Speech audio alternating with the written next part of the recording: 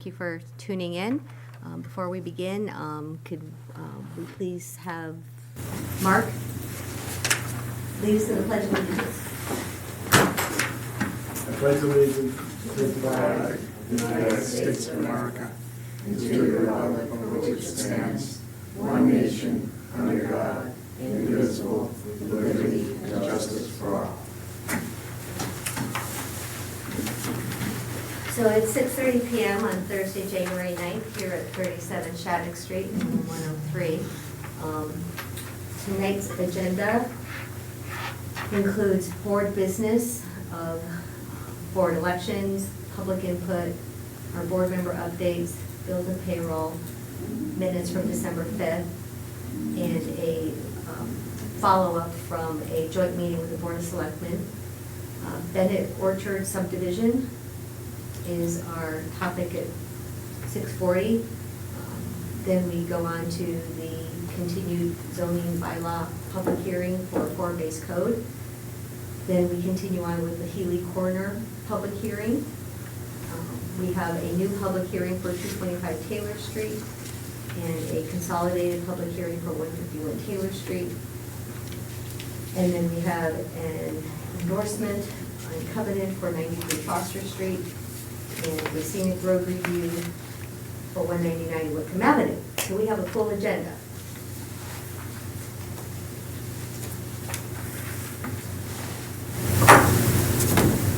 So the first item of business is that with the resignation of Ed Mullen from the planning board, because he has accepted the position of building commissioner for Littleton, congratulate him on his new position, and we have two pieces of business related to his resignation. The first is the position held by Mr. Mullen needs to be filled, and this is the process to do that. The Board of Selectmen and the remaining members of the Planning Board will meet jointly on Monday, January 27th at 7:15 in room 103 here at 37 Shattuck Street to vote to fill a vacancy on the Littleton Planning Board through the May 2020 annual town election. Qualified registered voters of the town of Littleton are invited to apply for these openings, and applicants will be interviewed at the January 27th, 2020 joint meeting. New member town board application forms can be found at the town website if you are interested. We have a request from the town administrator's office to do a poll to see if we can change, if members are available at a later date instead of January 27th for the interview and appointment date. So we're not quite sure that the 27th is the date or not. Okay. What has been published.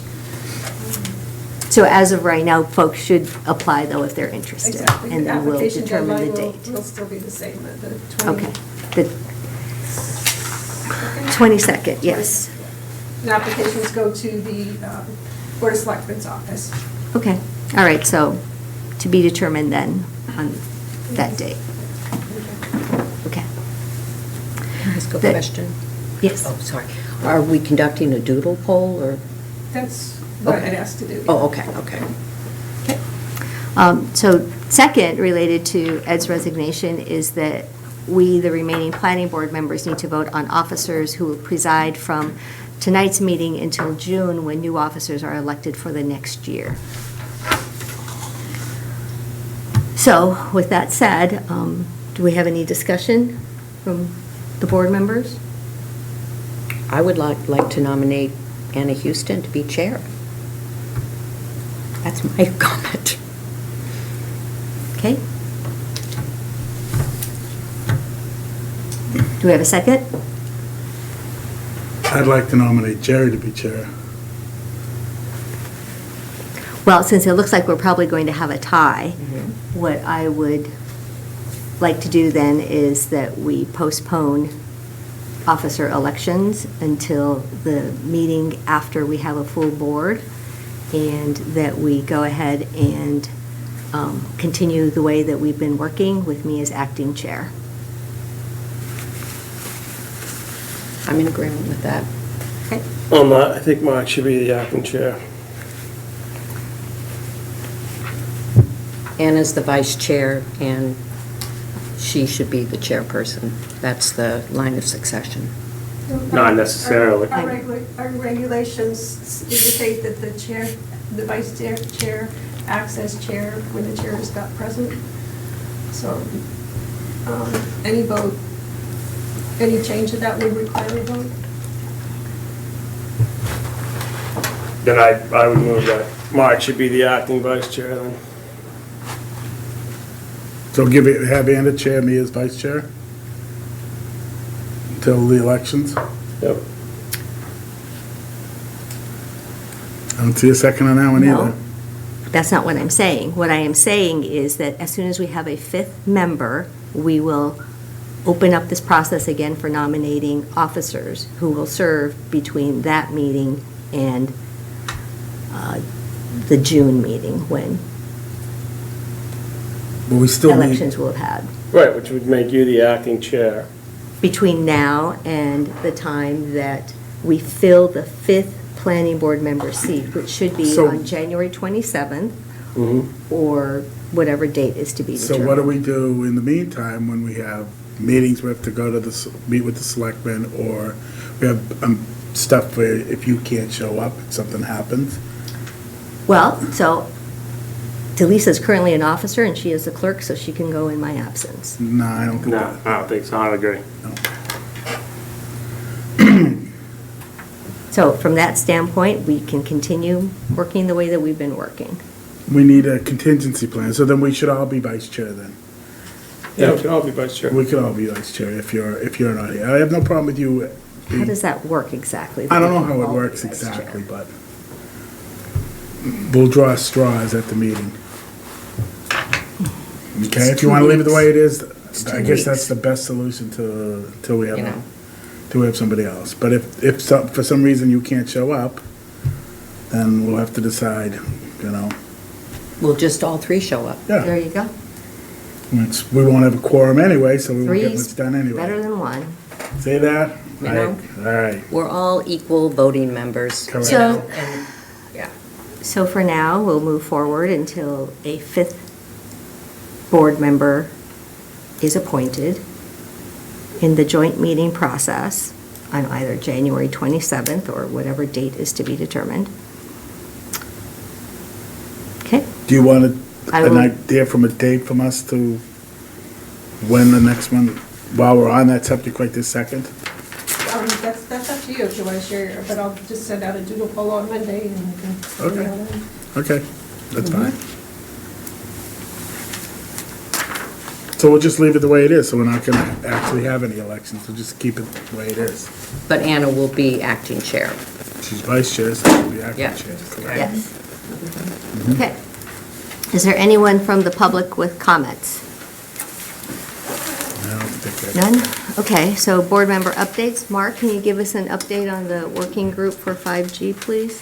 Well, Jerry and I met with the light department. And we agreed that they're gonna take care of the stuff that's light and water, their poles, their, what they own. We're gonna have to draft our own little bylaw to jump on top of theirs to, stuff that's not gonna be related, but most of it's going to be light and water department. So they're in the middle of getting ready to write their bylaw. So we need to do something that takes into account non-municipal, areas where poles are gonna go, right? Well, any non, so it'd be any easement or right of way or public building or private that would have a 5G apparatus that's not under Right. Everything else. Littleton Light. Right. So they're, When do you think you guys will have that drafted? well, we wanna wait and see what they have first. So they have a draft, and then we'll have our council work with their council to come up with a draft that covers those other pieces. And their council is not town council, they have their own private council, so they're gonna run it through them, and then we'll have our town council look at it for us, but it should be pretty much the same. They're gonna get most of the fees. I mean, there may be some fees for us, like if Sam Parker's Point wanted to do it, we could probably look at that kind of, things like that. Okay. Anything else? Did I, we didn't have that much input because it's basically, they're gonna take care of most of They're it. gonna take care of most of it, but we need to have, our council draft something with their council and be ready to go Whenever they're ready. whenever they're ready, yeah. So we had agreed not to put it as part of our cell tower stuff, that it's really gonna be handled by them because of the time involved and the fact that it's gotta tie into the cell towers, but it's kinda separate from the cell towers, so we agreed that it didn't make sense for them to come in and do the full-blown thing like we used to do with cell towers for, 2 months and, get RFP guys in and everything else. It's way past that. Okay. As far as recommendations for fees, we'll have to follow the same FCC recommendations that Littleton Water Department's following as well, so there won't be much, variance there. And the majority of the money's gonna, not all the money's gonna go to them anyway. There's not gonna be anything left for the general funds or anything, it's gonna go to them. It's not a lot of money anyway, it's, Well, originally we were in a bit of a, quantity time-wise, but it's not, okay, as long as we don't have to, no, we'd have to jump Worry on about it. They're not coming to us tomorrow. so. okay. Thank you. That's not to say that we won't have something soon. As soon as they're done, we'll get it and we'll send it off to Chris. Chip, where did Chip come from? Chris. Thank you. Okay, that's it. Delisa, can you provide an update on Littleton Station? Yeah, we are expecting the report finally from Judy Barrett on, what day was it? Shortly, she left me an email. Shortly. She left me a voicemail this afternoon with a detailed question. I haven't been able to get back with her. Okay, So so within the week. within a week. And at which point then we will sit down and see what it looks like. And then we'll schedule, our plan is to schedule a meeting with the public to bring them up to date on the results. Latest thought is to have that at an upcoming planning board meeting. Mhm. So it'll be televised and Yeah. an agenda, and everybody can see Yeah, what the results are. so we're looking forward to it. Okay. Jerry, do you have any updates? That was it. Maren, can you provide an update on the budget that was posted? Yep, the same budget information I gave to you, I believe, at the December meeting was what went into the preliminary draft that the budget director sent to the Finance Committee and Board of Selectmen. And that's the document that they'll start the discussions with on the budget for FY21. And I think you had a few comments on it, that some of the items are still pending decisions by others. But I think we can say that about the full budget request as Right. always. This is the request, and Right. and that's up for discussion. Maren and I will be going to the FinCom on Tuesday at 6 o'clock to talk about the budget and answer any questions that they might have. And the good news about it is that the request so far has made it into the draft budget that's being discussed. Do you have bills? Do you want to start? So, real quick, at 6:45, we have the continued zoning bylaw public hearing for form-based code, so we'll open that, then Immediately continue immediately continue that. to Monday, February 10th. The February 10th meeting will be at the community meeting room at the fire department, so 20 Foster Street.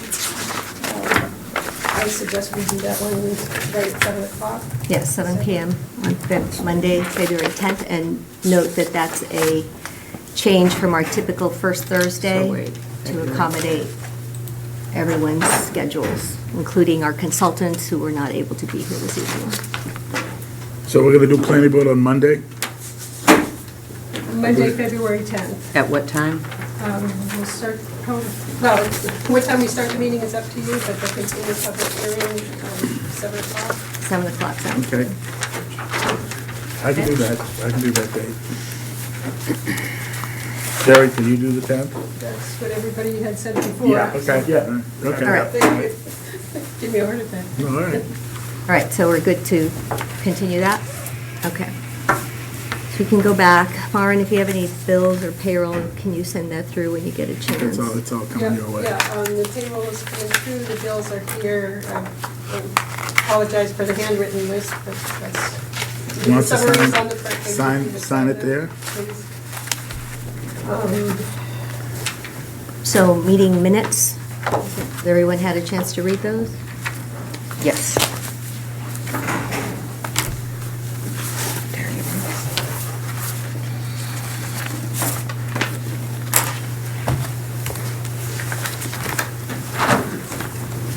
Mark, any comments on the meeting minutes? They're wonderful, as they always are. Very thorough.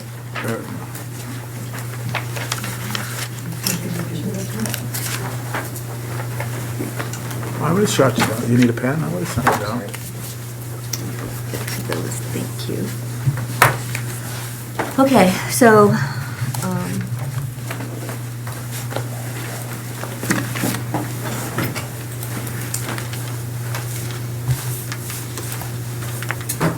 You have a request for a bond reduction.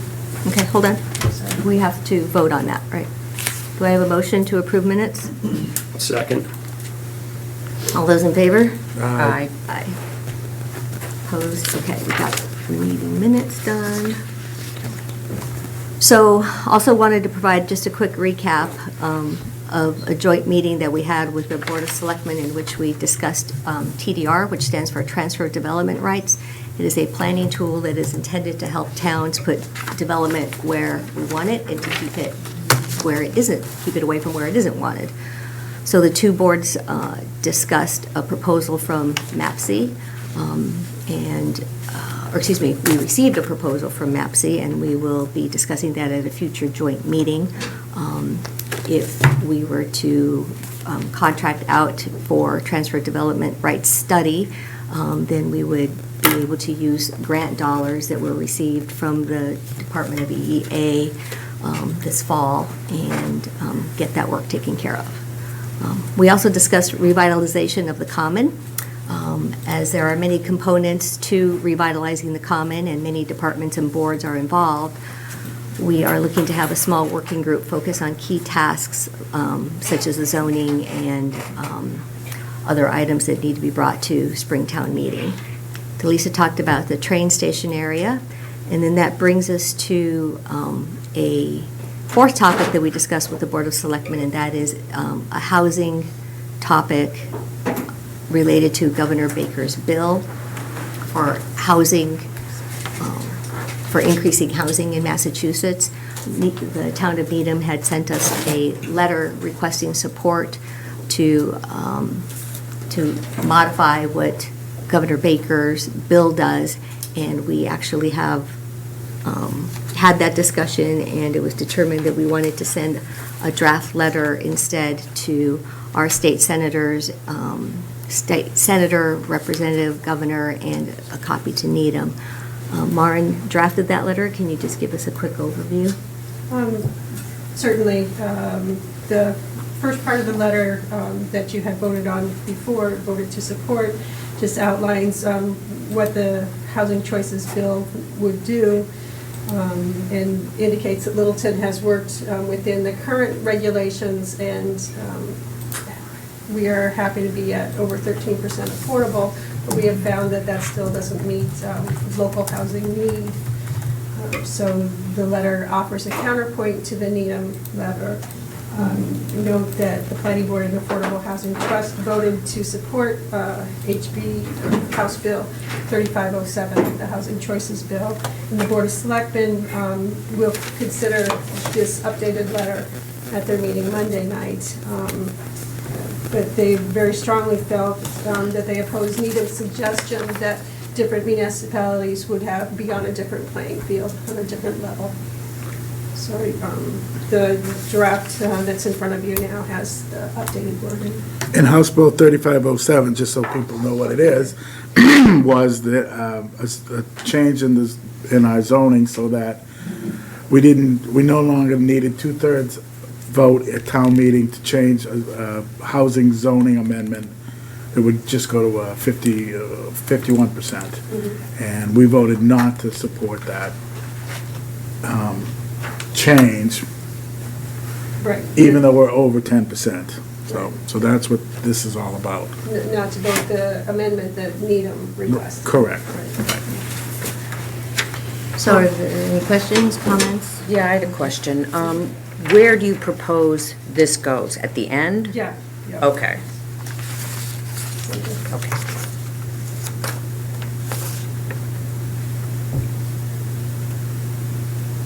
Well, if Okay. everybody is ready, do I have a motion as to how you'd like to? Oh, I make a motion that we approve the letter to send to our representatives and to the town of Needham as well, written by Mara and sent off to the selectmen for their approval as well. I'll second. Thank you. So, all those in favor? Aye. Aye. All right, thank you, Maren, for drafting that, and we'll get that sent off. Okay. So, Bennett Orchard subdivision. Do we have folks here from Bennett Orchard? Guess not. Do we have a request? Yes.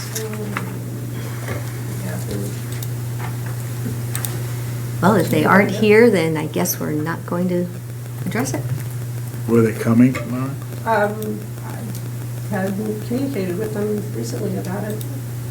We had the request from the applicant to reduce the bond based on, from Peter DeCarolis, to reduce the bond. He listed the items that were complete. Green reviewed those, recommended some changes, and recommends to the board that the board reduce the bond so that there's $88,000 remaining. He has not done interim bond reductions during construction. We've never seen that. How much is the bond? The total, I mean, there's a description on the bottom of the letter. Yep. So anybody here for Bennett? Nope, okay. Okay. All right, well, at this point then, we're not going to hear it, so there's no approval. So you want him in front of us so we can answer questions? Yes, So she should send that back, she should response back to him, then we'd like him to. that If sounds. he wants a bond reduction, he should be here. Yep. Yep. I'll let him know, thank you. Right.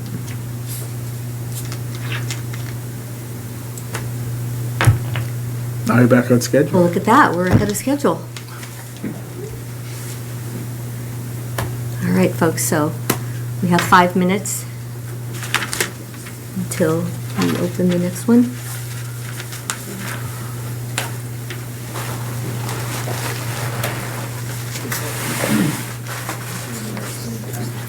Eat. We'll give you 5 minutes to eat.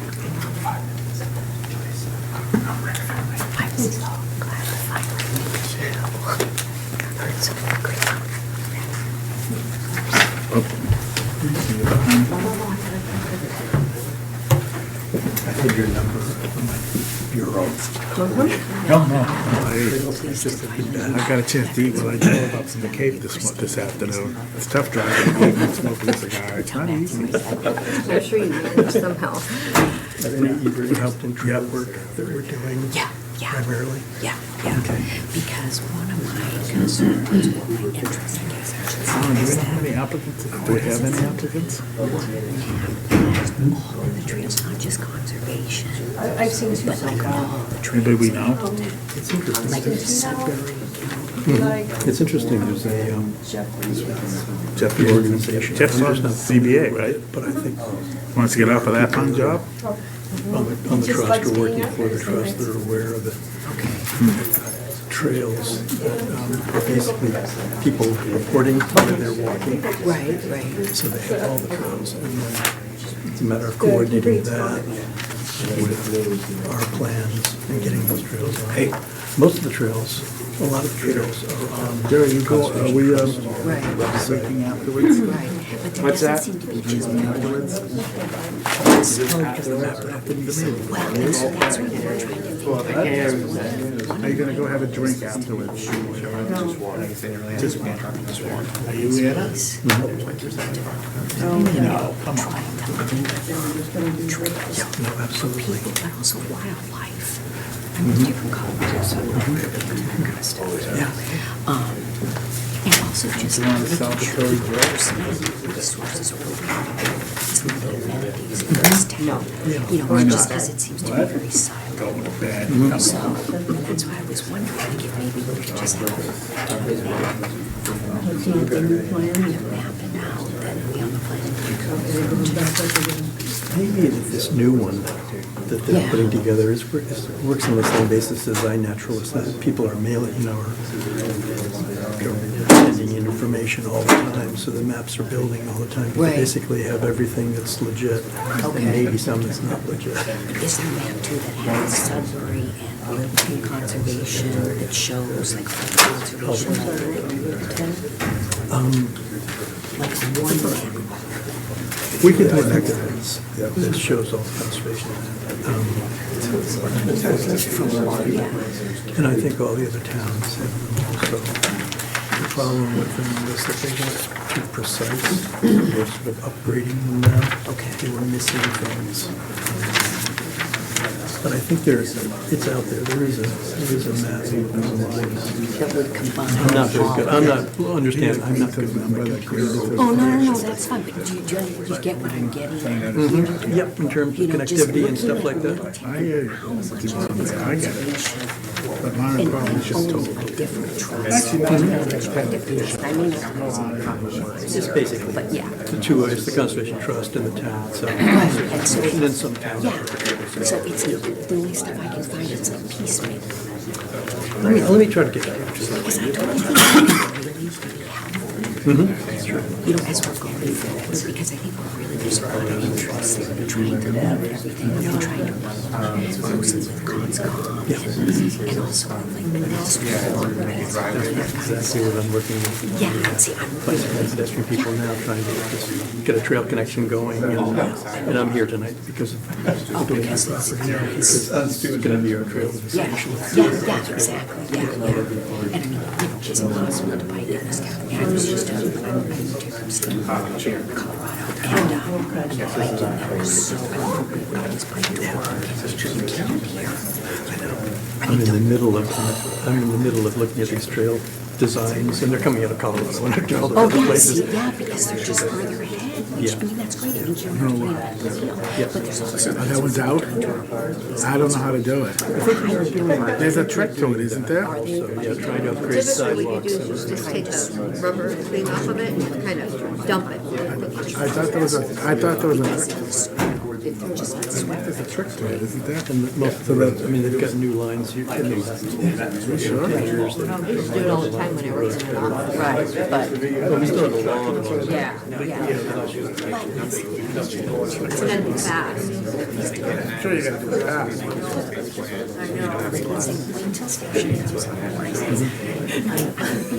So how's it work? You like it?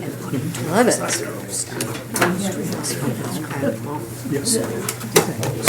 That's kind of like. Yeah. No, I think it's important, and I'm just thinking about a grant just to get these. Okay, folks, let's resume. Cooper and, Yeah, okay. Hey, Rick, can you give Myron a hand? I didn't know it was that. Can you give a hand with the bottle? Got it. All right. There's not a trick. Nice job. There's not a trick to it? I thought there was a trick so the water didn't come out. No?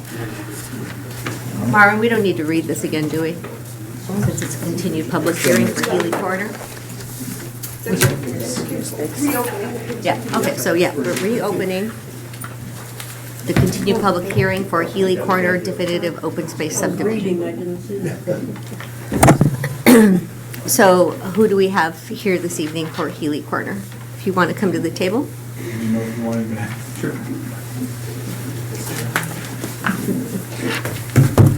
And we'll make room as well for Green International. Sure.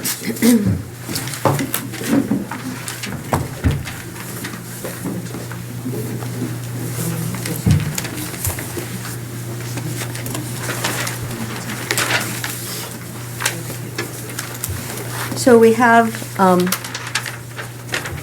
a peer review that was conducted by Green International per the request of the planning board from our last meeting. And so if the four of you could just introduce yourselves for the public record, that would be great. Bruce Ringwald, GPI. Marco Valley, GPR. Tom Bigelow, Green International. Michael Brzezinski, Green International. Great. And so we should probably go through this and Mr. Ringwald respond Could- either at the, Before we start, could we just back up just a second? And maybe somebody's in the audience that doesn't know what we're here for. We're doing, basically going back to the start and going over a density plan. Is that what you're? we are, my apologies, so we are, from the December 5th meeting, for this particular applicant, we received some concerns that required us to have a peer review conducted by Green International with respect to the density yield plan. And so we received the response on the peer review, and so we are now here to discuss the findings. Thank you. Okay, sorry, I ahead. wasn't sure if you wanted Sorry. the applicant to start off. We have 13 comments on the density yield plan, which we received back in probably mid-December, around the 20th or so. And we completed our peer review, started our peer review this week, and I apologize, we weren't able to get it to the board in a more advanced time to the meeting tonight, but we did submit it to Maren early this afternoon, so. So this is a new density plan that shows 14 lots, correct? This is a new density plan. There were some concerns brought up about the original density plan as part of the preliminary set that the board had seen with different lot lines, both for the parcel that's being subdivided, and the applicant has also revised the subdivided lots as well. And yes, there's a total of 14 lots shown on this density plan. Our first comment has to do with the shape criteria. They have 4 lots that are equal to the .04. The zoning regulations require a lot shape of greater than .4 for that calculation. So our comment is for the applicant to revise that. In addition, one of the lots, based off of the table, shown the table that the applicant provided, has a lot shape of 0.1, which is well below that criteria. I do believe that just has to do with miscalculation on the perimeter of the lot, but we would just ask the applicant to confirm that itself. Historically, all of the other density yield plans have had lot shapes of greater than 0.4, so we do feel that the applicant should revise the sizes and the shapes of the lot to be address that. 0.41 or greater. 0.41 or greater, exactly, yes. Number 2 is a pretty minor comment just based off of the setback requirement shown, and I believe the applicant would be able to address that. Comment number 3 is less of something that the applicant would have to revise as a part of how the density yield plan is currently shown. They do not show any lot that has less than 3,600 square feet of upland area. However, I'll go over some of our other comments related to wetland replication.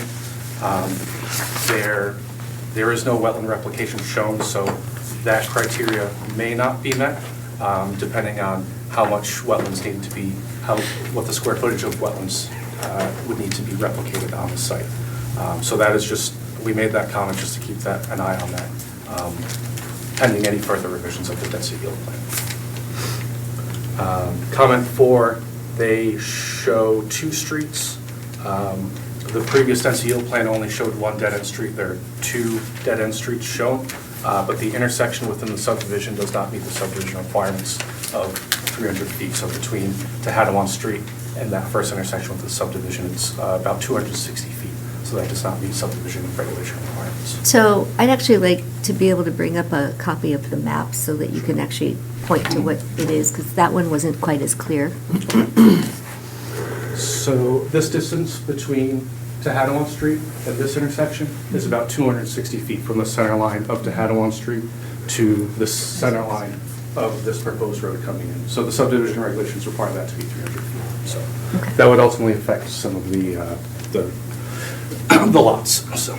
And your proposal is to have them change that? Have them change that, yes, correct.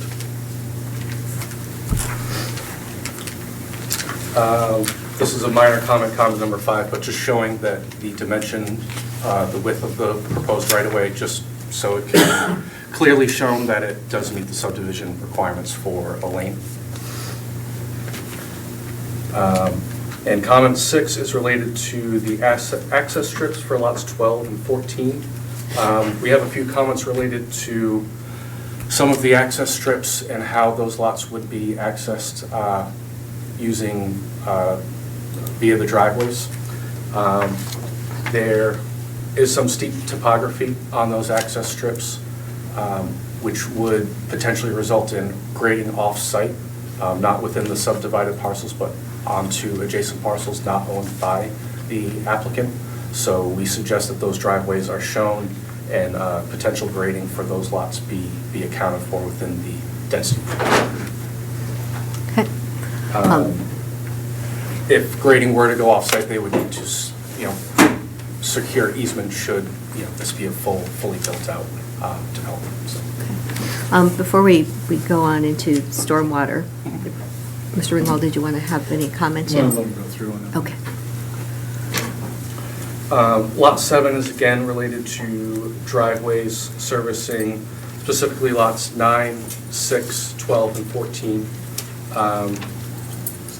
There are no driveways shown on the density yield plan. So our review is based off the assumption that all driveways are going through the access strips on each one of those lots. Those are all reduced frontage lots with 35 access strips, either out to existing right-of-ways such as Tehadawon or Harwood, or some of the new rights-of-ways that the applicant is showing.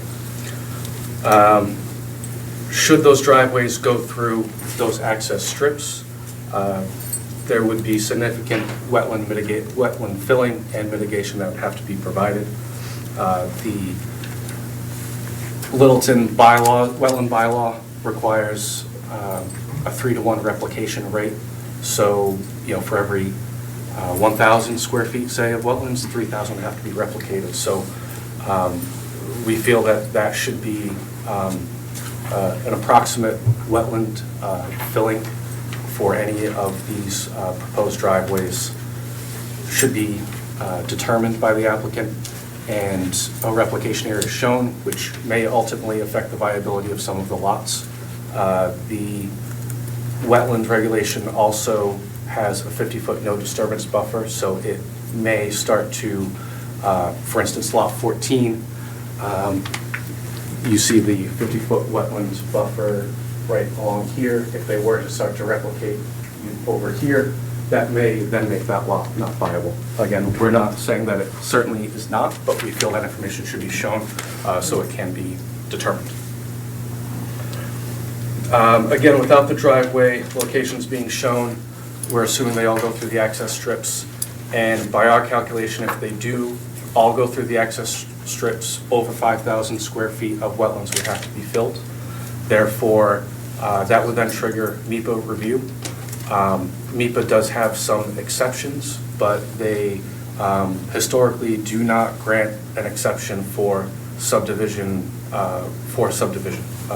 for a residential subdivision. You have to prove a hardship to MEPA in order to get that Yeah, it's not the exemption. intention of and that. It is very unlikely to happen. So again, that goes to the viability of some of the lots and the number of lots that would be able to be obtained on this parcel.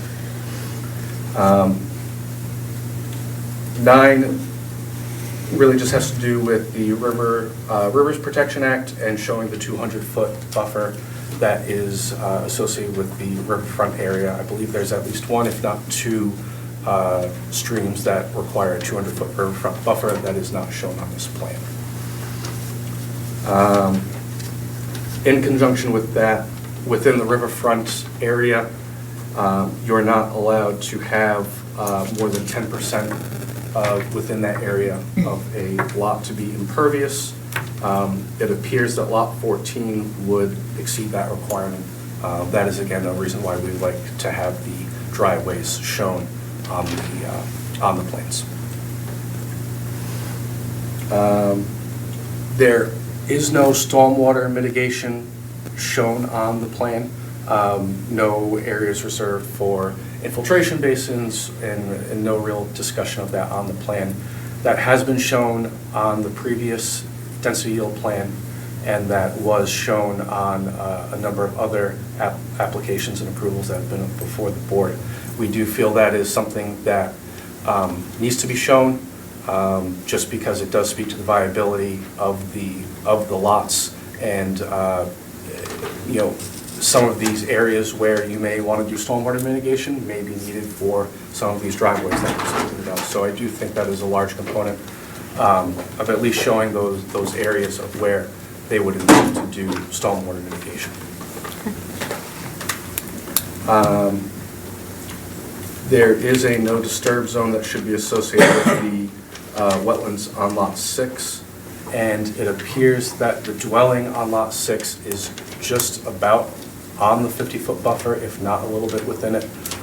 Sorry, the 50-foot no disturb zone. So we feel that line needs to be shown and confirm that that is in fact outside the no disturbance zone.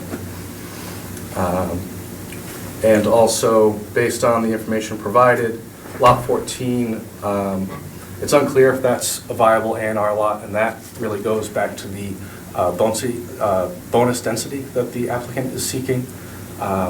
There is quite a bit of wetland filling that would be required.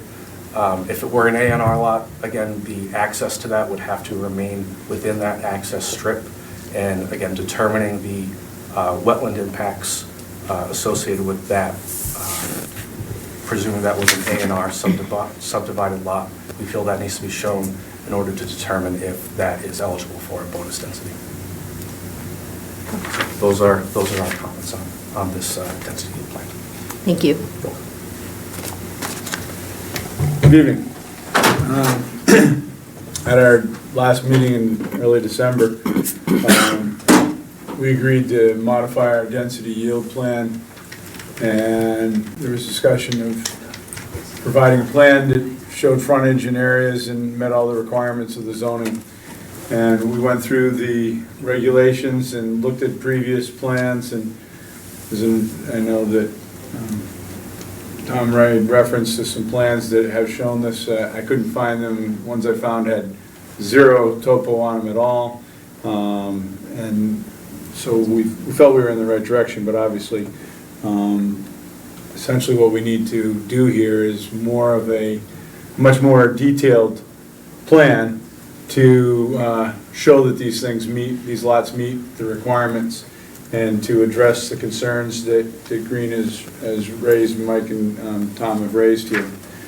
So we got this late this afternoon. It came in at 1, but we were in meetings, and around 3:30 we got it. And Warren, if you'll go to the second page of that, please.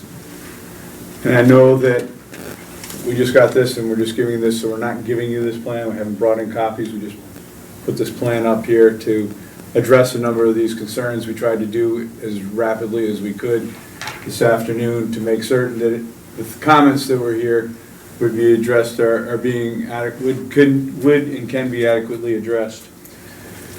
To that nature, for starters, several of these lots are looked at as having common driveways and not having driveways down their necks, and I understand very clearly from his comments that if you try to come down a couple of these next, there is some topo to deal with and there is some wetlands to deal with. But common driveways could very easily be addressed on that. So the plan that's before you up here on the board, I know you can't read that chart on the bottom, but that chart has all of the lots meeting your greater than 4.4 requirement. And we did not have time this afternoon to show common driveways or show the drainage areas.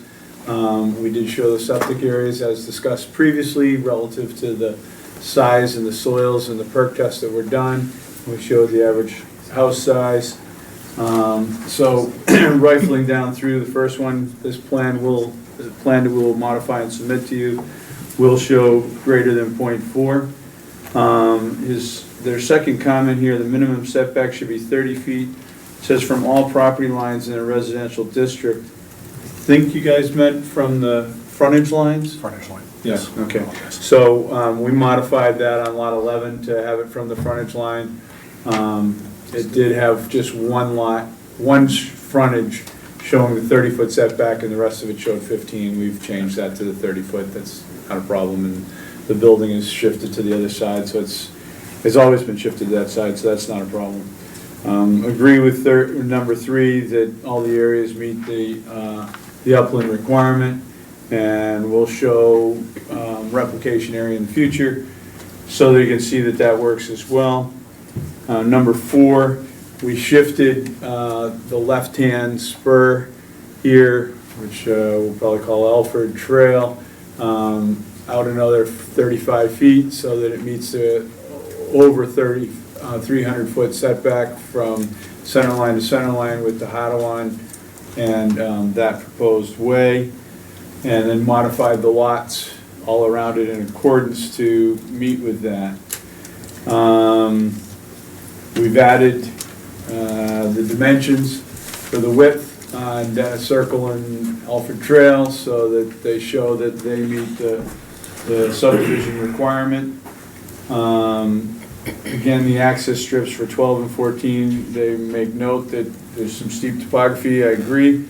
We're not looking to run a neck down 12 and 4, a driveway down those necks. We're looking at shared driveways, which leads to another comment down below, which the next one, driveways constructed for 6, 9, 12, and 14 have impacts on wetlands. But they won't when you have, the only wetland crossing that will be necessary will be a crossing to gain access to lot 6. And we added in the 50-foot buffer. It was on all the other lots that inadvertently was turned off on that side. And it's been added on there.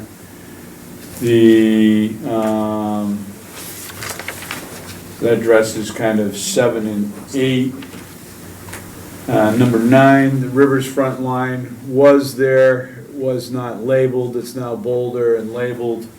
And then that takes you into 10, talking about the 10% minimum. And we've run calculations on that as well. And we're well below the 10% requirement, the 10% allowed area to fill with the 2 house construction areas, the driveway, and septic spaces for those 2 lots. So we'll have that all calculated out for you and on the plan and then the response to this. And relative to the stormwater standards, we'll, as I say, we'll show drainage in a general manner, as is done on a preliminary plan. It will not be drainage calcs. It will not be done out. This is way far and above what the regulations call for in the density yield plan and what has been presented by others before us. The applicant shall show the buffer zone on 6. I already mentioned that. We've already added that on in this plan. Again, it's not a plan for you folks to comment on because you're just seeing it, and I can't expect you to respond to that at this point. And lot 14 is whether question whether it's viable or not. Lot 14 meets all the zoning requirements for the area, the neck, the upland area, coefficient of regularity, has space to pull into the lot from Harwood Road. should you come that way, but again, that lot would be done by way of a common driveway for 13 and 14, and would meet all the zoning requirements and the subdivision requirements, et cetera, et cetera. So, you know, I thought that we had more than enough detail. I was surprised when I saw the proposal and what was going to be the review level based upon what I had seen before and what we talked about. And obviously, on Tuesday of this week, I had no time to make any changes and have that happen. So we waited for the review. We've shown that everything can work to ourselves. We need to prove it to you and to the consultants, and we wish to do that. Well, thank you. I know that the holidays always put a crimp in everyone's plans, and being able to talk about this tonight was important to bring everybody to sort of the same point. With that said, any comments from other planning board members? Yeah, well, I have a couple of questions. Oh, would he have to recalculate the yield plan, the original yield plan?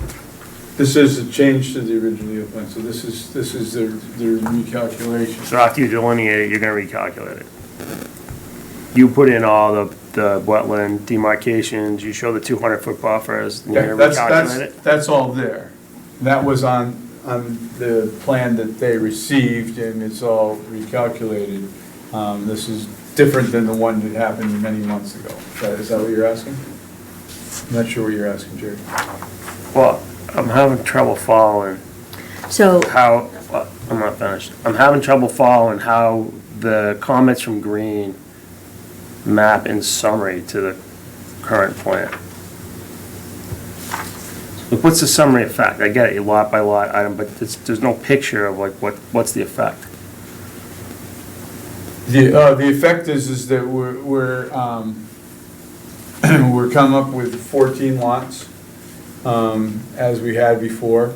And that's what we're shooting for with the density yield plan. From there, you know, then the board needs to determine whether there will, when we remove certain frontage lots, or hammerhead lot, take that back, certain A&R lots is what the zoning says, as to whether or not that you'll grant bonuses for them. But first, we have to prove that the lots that are there meet all the requirements.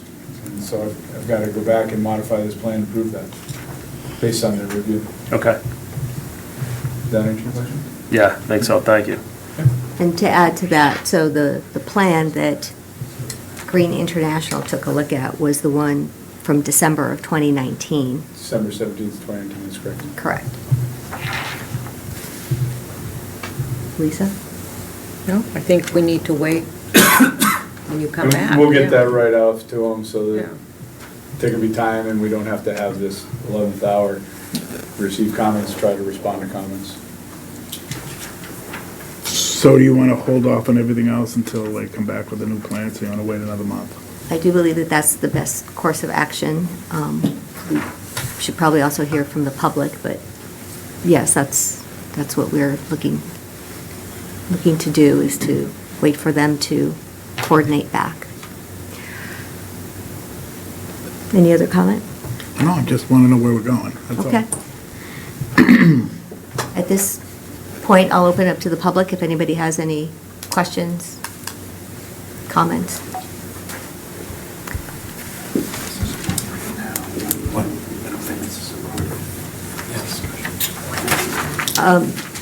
No? Okay. Go.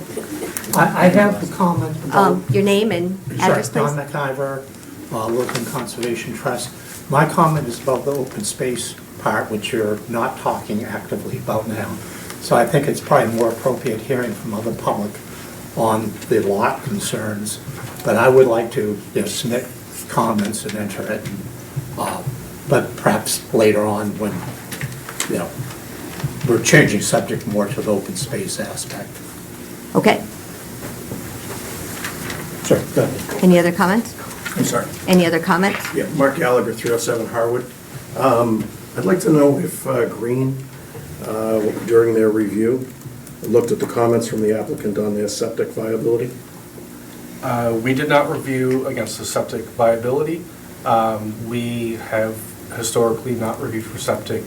We did coordinate with the town on that, and I believe the Board of Health was going to comment on the viability of the septic systems.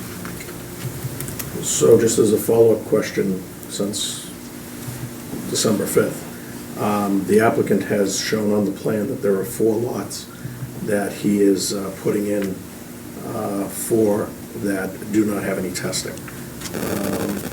The zoning bylaw refers to the subdivision, and the subdivision regulations require that every lot that's going to be counted on a density yield plan show a 4-bedroom septic on it, which the applicant has gone back and done several times during the course of this approval process.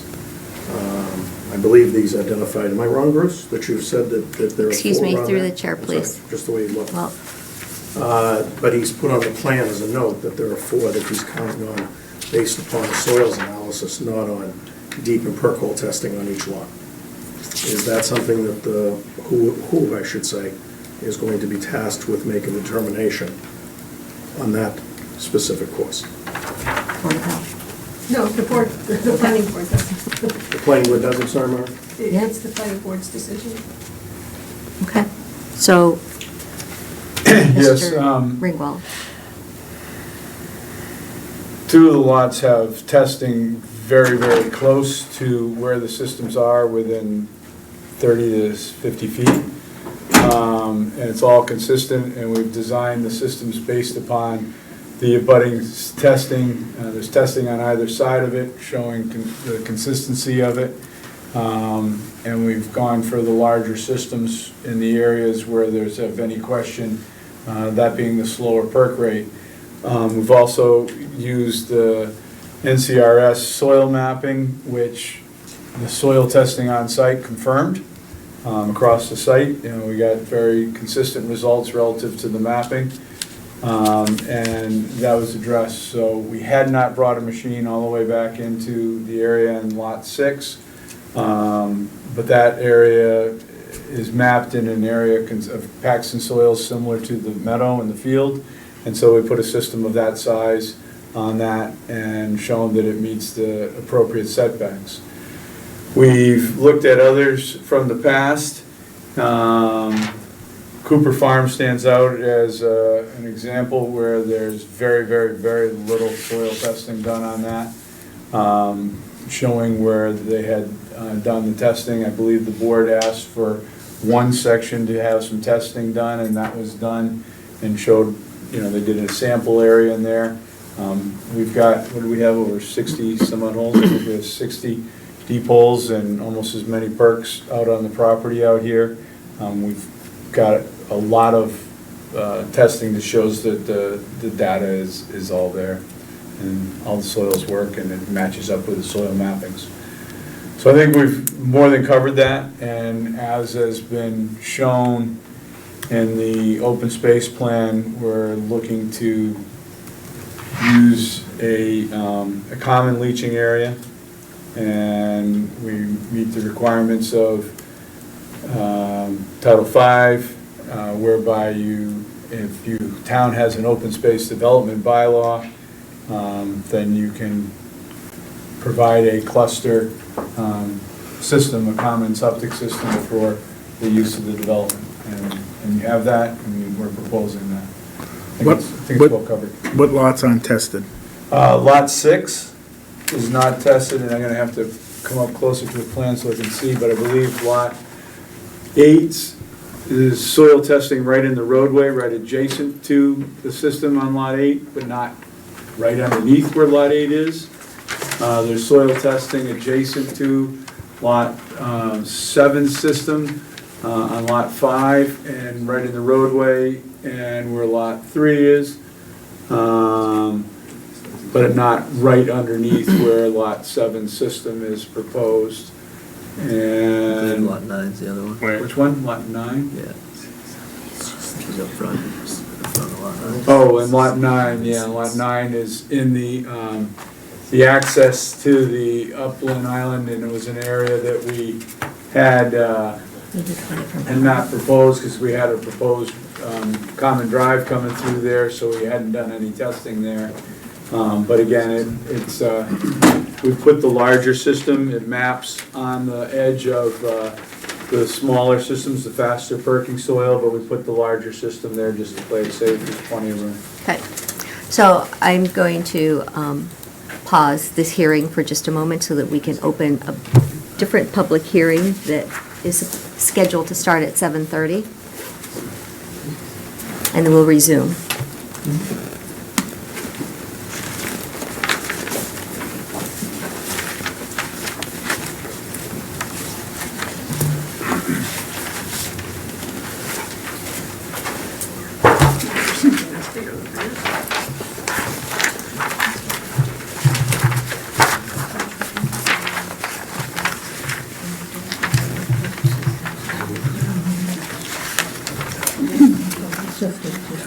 That's all right.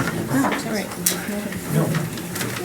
Okay, this is a public hearing to extend special permits to 225 Taylor Street. The Town of Littleton Planning Board will hold a public hearing on Thursday, January 9th, 2020 at 7:30 PM in room 103 of the Shattuck Street Town Offices, 37 Shattuck Street, to consider the application to modify special permits pursuant to MGL Chapter 4A and the Code of the Town of Littleton zoning, major commercial or industrial use special permit, sections 17386 through 17389, and Aquifer and Water Resource District, section 17361 through 17364. Property location 225 Taylor Street and Liberty Square. Assessors map R10, parcels 3, 6, and 7. The applicant is Taylor Street Littleton Trust, care of the Gutierrez Company of Burlington, Mass. The applicant is seeking to modify the existing special permits for a master planned major commercial or industrial use and the existing Aquifer District special permit for a proposed office development to extend the time frame to begin construction of this project. The application can be viewed at the Planning Board and the Town Clerk's office during their business hours or online at www.littletonmass.org.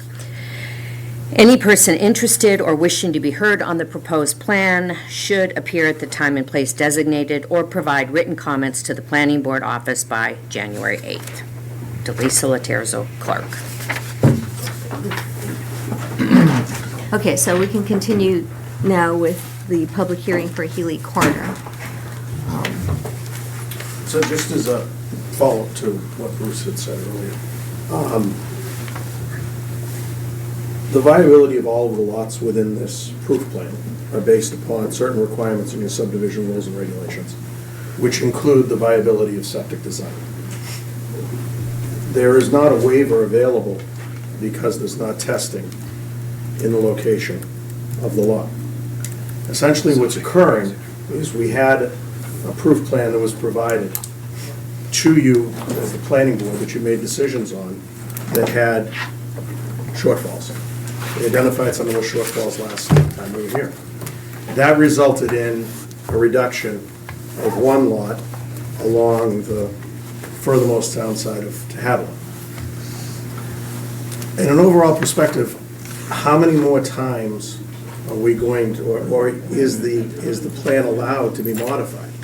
As an example, he's very close to losing those two other lots that he spoke to tonight that are in the riverfront, that have 10% requirements, that are riparian area, that don't have viable septic sites on them, septic requirements in terms of setback to property lines being over 10 feet, fill requirements based upon elevations of groundwater.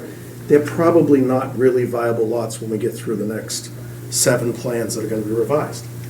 Each time there's a revision, he changes the location of the road, he changes the length of the road, he changes the location of the houses, he changes the lot lines. The problem is he keeps dancing between every adversity that comes up. He can't avoid the adversities of this property. He's got a significant amount of wetlands, a lot of setbacks, a riverfront, and a lack of testing. Now, he said earlier tonight that his defense, the lack of testing is it's very similar to what's on existing plans or existing books that he's been using. But in fact, on the 30-foot that he was talking between the two properties, there are failures on those upper properties that are on his plan, within 10 feet of each other, or 15 feet, never mind 30 or 40. So how does Green, how does the Board of Health, how does somebody set the rules of what this applicant has to do? It's in the subdivision rules and regulations. Are we now going to, as a group, accept that it's written in a book somewhere that, you know, the soil testing doesn't need to be done when every other applicant's required to do it? We just keep twisting the plan to meet his criteria when it's very clear that he can't get the density he's trying to acquire. So why not try to roll back the density and let him meet a number that everybody in the room can support, abutters and neighbors, and you as a board and all of the other boards? I don't know, we've been here, one of the board members asked the last time we met on December 5th, where have you been for 8 months? Well, we've been religiously here, writing letters.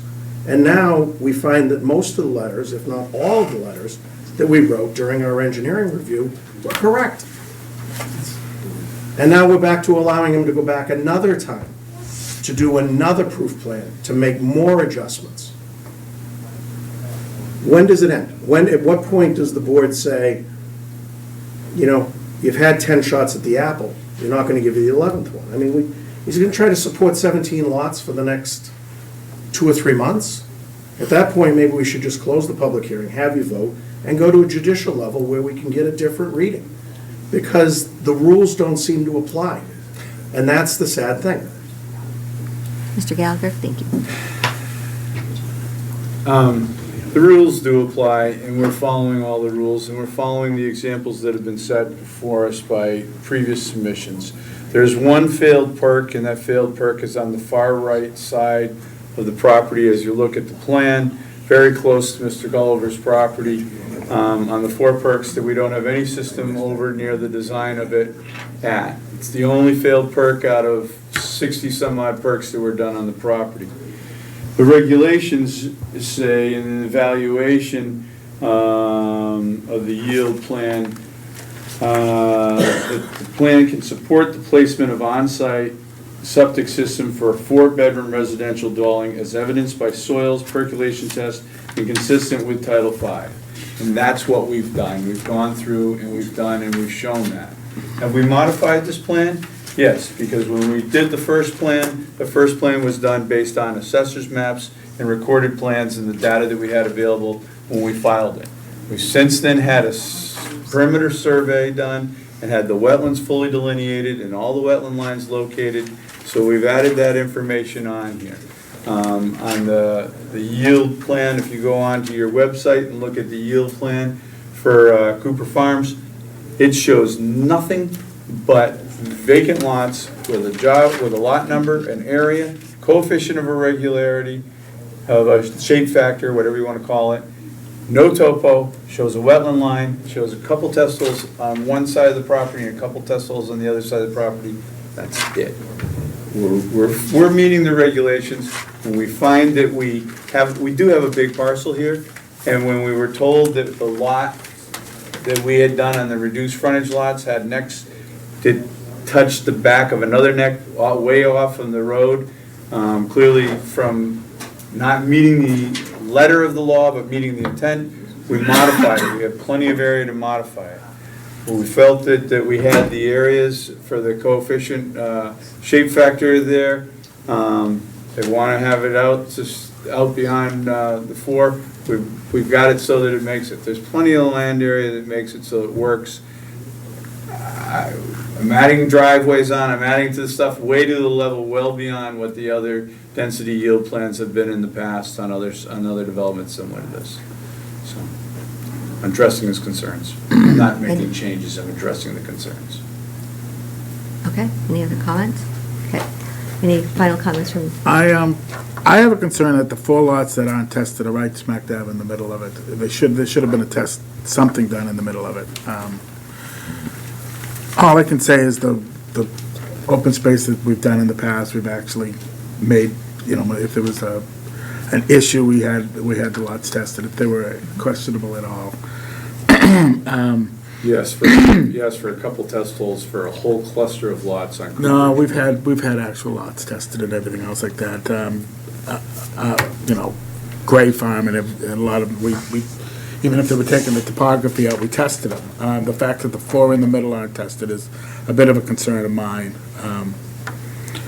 I don't know if you want to wait till the new plan comes out, or if you want to address everything else now before. I think we need to actually ask Mr. Ringwald and his client to take a look at complying with what the peer review has recommended, and also take a look at making sure that all of the proposed lots have the appropriate perk tests.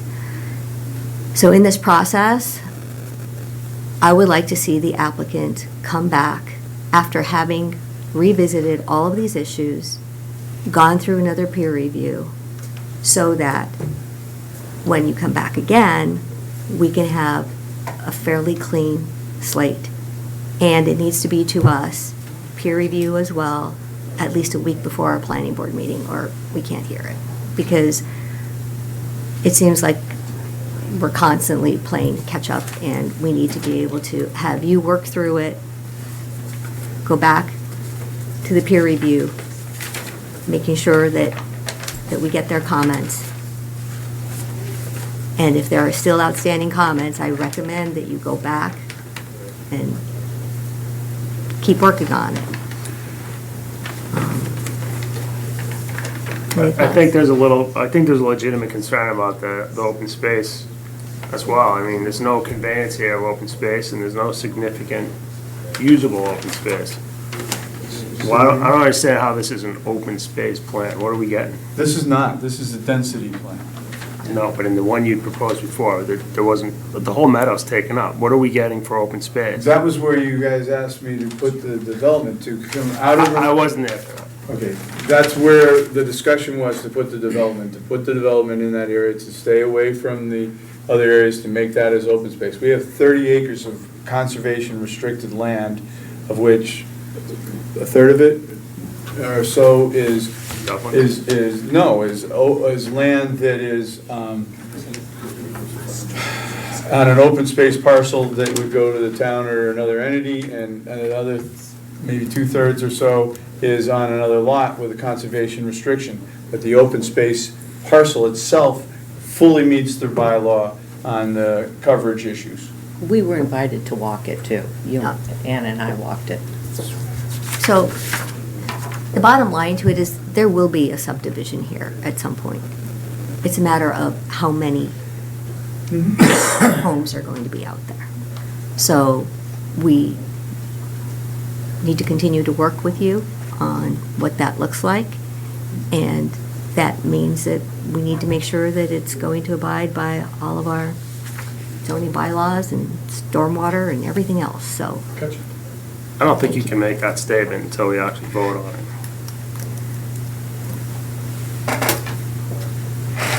Can I ask one more question? As a subdivision, there are various options that the applicant and that the applicant can take. It doesn't mean this one. I'm just saying that at some point there will probably be a subdivision here. I just don't think you can make a definitive statement like that. All right. Can I ask one last follow-up question? And you can close, promise. In speaking to what Gerald was asking about,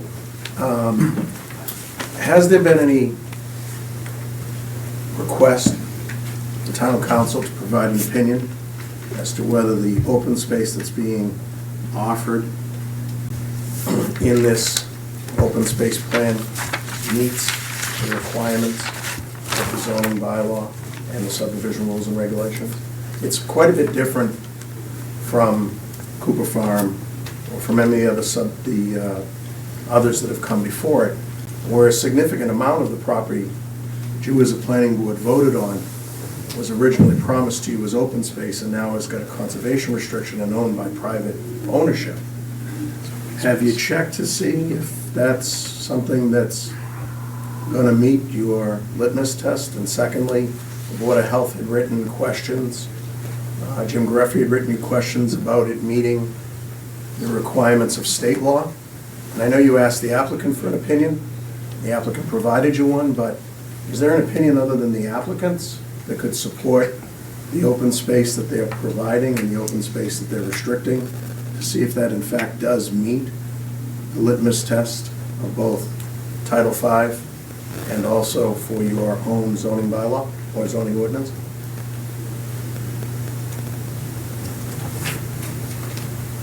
Yes, We question I'm can asking, cer- should you get a legal opinion before?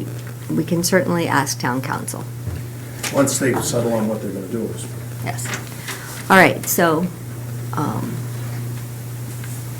we You will, would, you should seek a extension of the time frame to file a decision.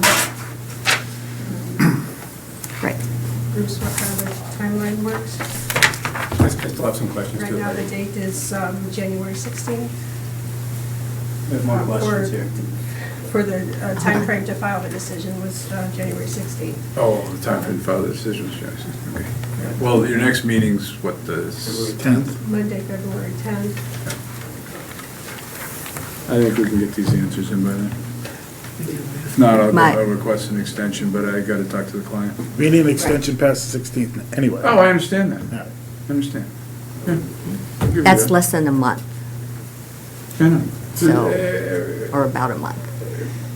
To add the driveways on and show that stuff is. Do all of this, get it back to green. Yeah.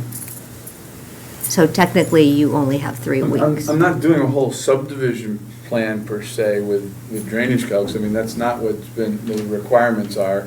I'm going to add driveways to show where they are. I'll add replication area to show where a crossing would be to the proposed lot 6. I would propose that we move the extension into March, past the March date, so that way, if that can't be met, That's fine. you know. So the March meeting would be March 6th.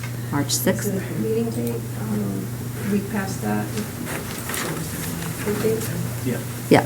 How about March 12th For the time frame. for the extension? That Yes. sounds fine.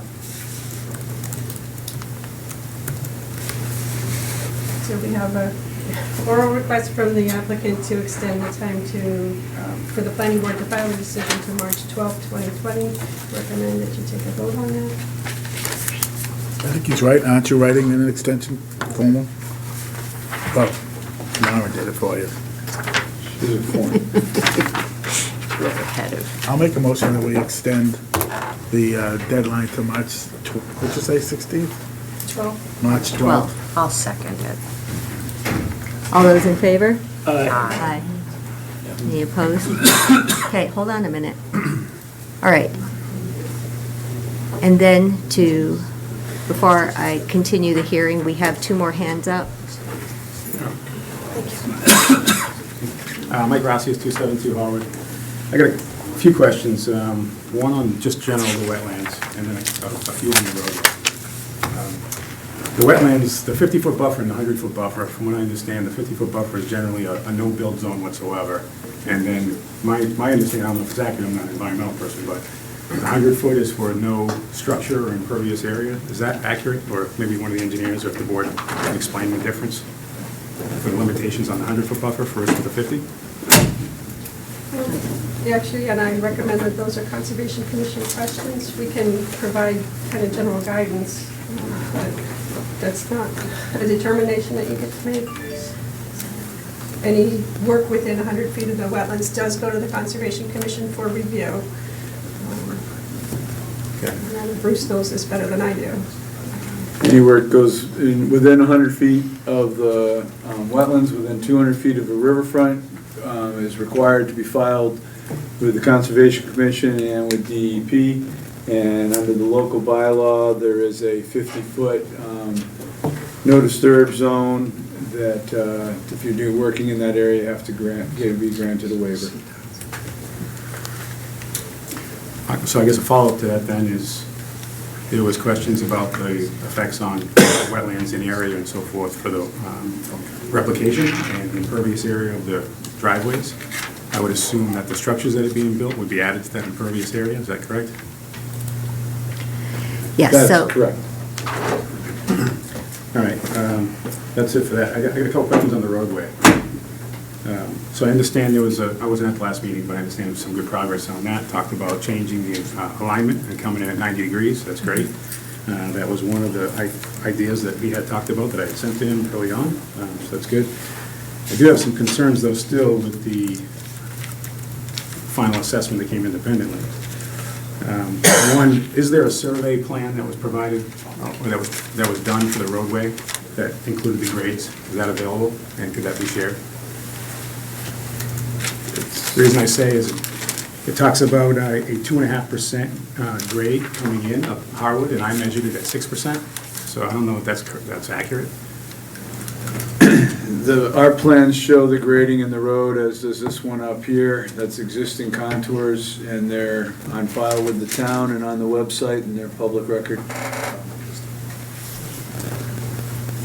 So you're saying those come from, you have a survey plan, you're saying, or you don't? We do. The town does as well. It's on file. The existing conditions plan's there. The existing conditions are shown on all the proposed plans as well. And it was done by our office on the ground survey. Okay, I'll go back and look at that. The approach speeds mentioned in the letter, the follow-up letter, mentioned them at peak hours at 37 and 41 miles per hour. The braking distance for that speed, I'm not trying to look it up, but it's got to be over 300 feet or so. I'm not exactly sure. Do you know what that number is offhand? Not off the top of my head. It's in the traffic report, though. Okay. Now, I know that at 25 miles per hour, the braking distance is about 255 feet, I believe. You know if that's correct? I don't off the top of my head, no. It's in the report. Mr. Ross, yes, the traffic report will have answers to some to your okay. questions. The reason I say is this letter mentions 220 feet of 2.5% grade. After that, the grade goes up significantly. So if they're using that information, and when you look at the Federal Highway Administration guidelines, a 6% grade is considered extreme. Now, and that's what I had measured. Now, at that same point where the road is coming in, it's a crest as well, which is also considered a high risk. And we had also sent in photographs showing, looking east, that there's a terrible sun glare through much of the year. So what we'd be looking at is coming up an extreme grade with speeds well above what they looked at, with a braking distance that's beyond the area that they measured, and a crest. So I think there's still some concerns to be addressed, is what I'm getting at. I do like the idea of the 90-degree turn. A couple other things. Actually, no. I look like he was going to respond, so then I'll let him respond. Mr. Ringwell?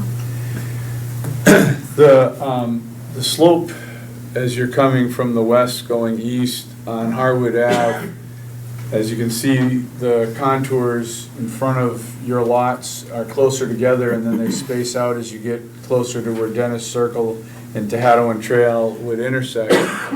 That section is probably at 6%. I haven't calculated it in a while, so I don't know for certain, but you'll be going uphill. So on the AASHTO charts and on the Mass DOT charts that you're making reference to, if you're going uphill, that braking distance is reduced. If you're going downhill, that braking distance is longer. So the argument you're making is counterproductive to what you're trying to say, I believe. No, my argument for the crest was view sight, line of sight and so forth. So you can't see traffic coming across perpendicular at that location. And with the sun glare, you won't see them at all. And I think somebody pulling out, especially with another car coming from the opposite side, if they stop, you're going to kill someone. And so I think you need to take another look. Now, I understand you want to build a development here, and I don't have anything against that. I think that's fine, that's great. We want, we want more growth in the town, but not at the risk of public safety. So until you have a plan that's safe, there's no plan. It's not a matter of, this is the best I could do. It has to be safe. Tom, did you have a comment? It looked like you raised your hand. No? No, Okay. So, given these situations, oftentimes it's best to have the applicant and the concerned abutters meet. As it relates to this particular traffic one, I would recommend that you two get together. We've had previous situations in which those kind of discussions are very productive, and folks can come together to solve it. So I would highly recommend that you all get together. Can I make a suggestion that maybe they involve Chris Stoddard as well? With transportation? If I can speak to that one last thing. I noticed they forwarded the plan to Chris Stoddard, and he said he didn't have any objections, but he had no money to build it. So is the applicant agreeing to modify that intersection? He agreed to stripe it, not modify it. Stripe it and sign it. Stripe it and sign it, that's it. Okay, so and I know the recommendations were ideally more than that.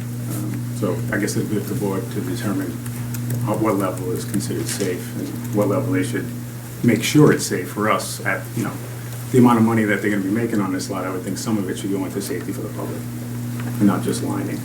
I don't see how a line on a road is gonna protect anyone. All right, so with that said, we're going to continue this hearing.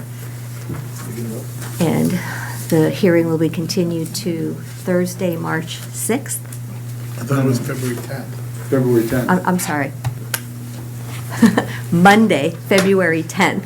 I was thinking about the extension date. At 7 p.m. Sometime after. or later. Well, 7 PM, we've got form-based code. If we anticipate 45 minutes for that, 7:45 PM for this.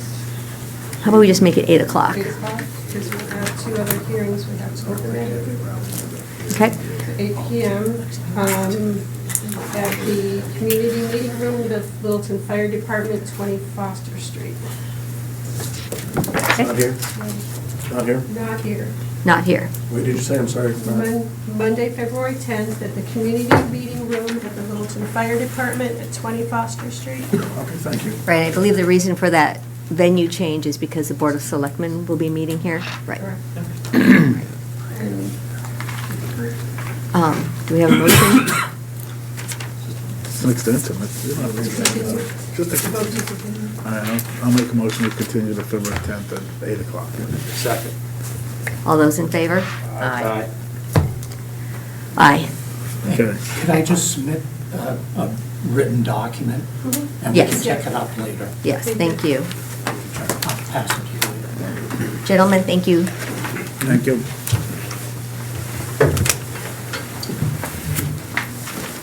All right, so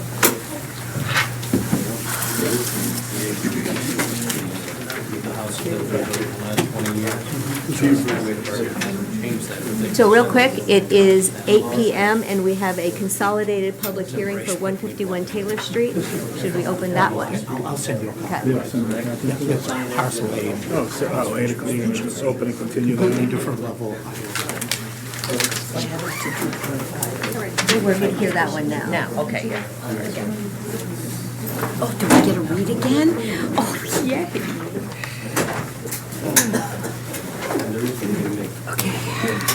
Should I start? Okay, so before we work through 151 Taylor Street, we're going to open, before we work through 225 Taylor Street, we're going to open 151 Taylor Street.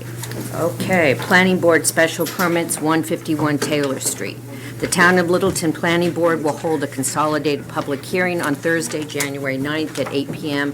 in Room 103 of Town Offices, 37 Shattuck Street, to consider the application for special permits pursuant to MGL Chapter 40A and the Code of Town of Littleton zoning. The application is for major commercial or industrial use special permit under Sections 173-86 through 173-88, an Aquifer and Water Resource District special permit under Sections 173-61 through 173-64, and site plan review under Section 173-16 through 173-19 of the Littleton zoning bylaws. Property location, 151 Taylor Street, map R10, parcel 14. Applicant and owner, NBP 2 Littleton LLC. The applicant is seeking special permit approvals to allow redevelopment of industrial zone property, including demolition of the existing two-story office building and constructing and operating an industrial warehouse of approximately 159,600 gross square feet of floor area. Application and plans can be viewed at the Planning Board and Town Clerk's office during their business hours.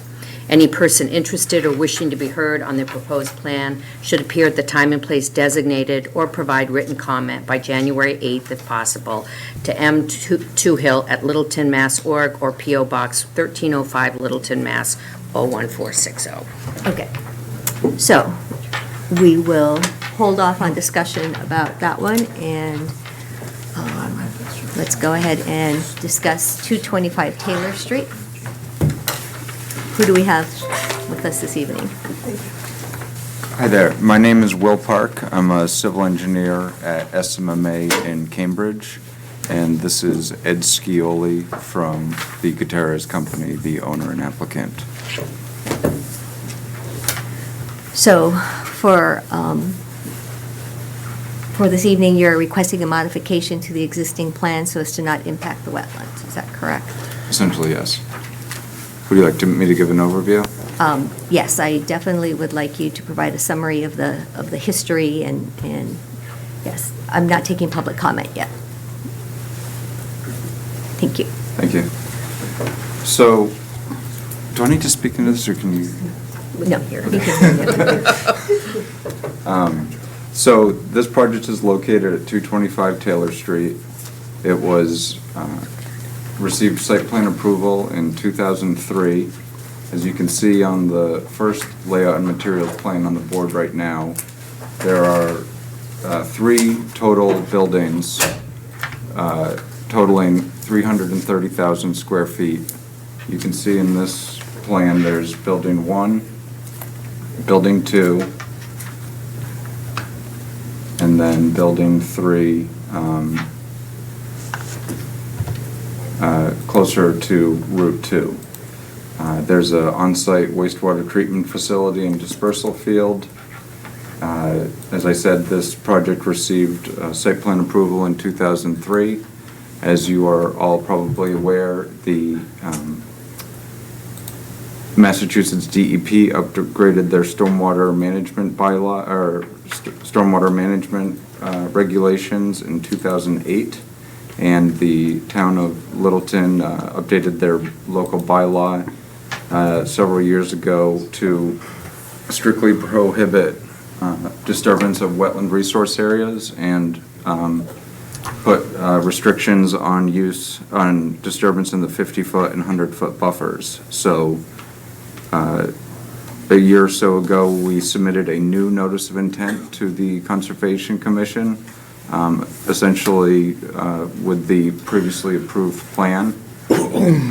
Through several meetings with the Conservation Commission, it was clear that there used to be an internal access drive in this location here connecting the 2 main building pads that disturbed very close to 5,000 square feet of wetlands, which that was frowned upon. So after several meetings with them, we had an offline meeting with representatives from planning. Mark and Maren were in attendance, and several representatives from conservation, and the owner was there. And it was mutually agreed upon that removing the internal access drive was in everyone's best interest. So that is the plan that we have revised for the Conservation Commission. That is still an open hearing. We are on the agenda for Monday evening.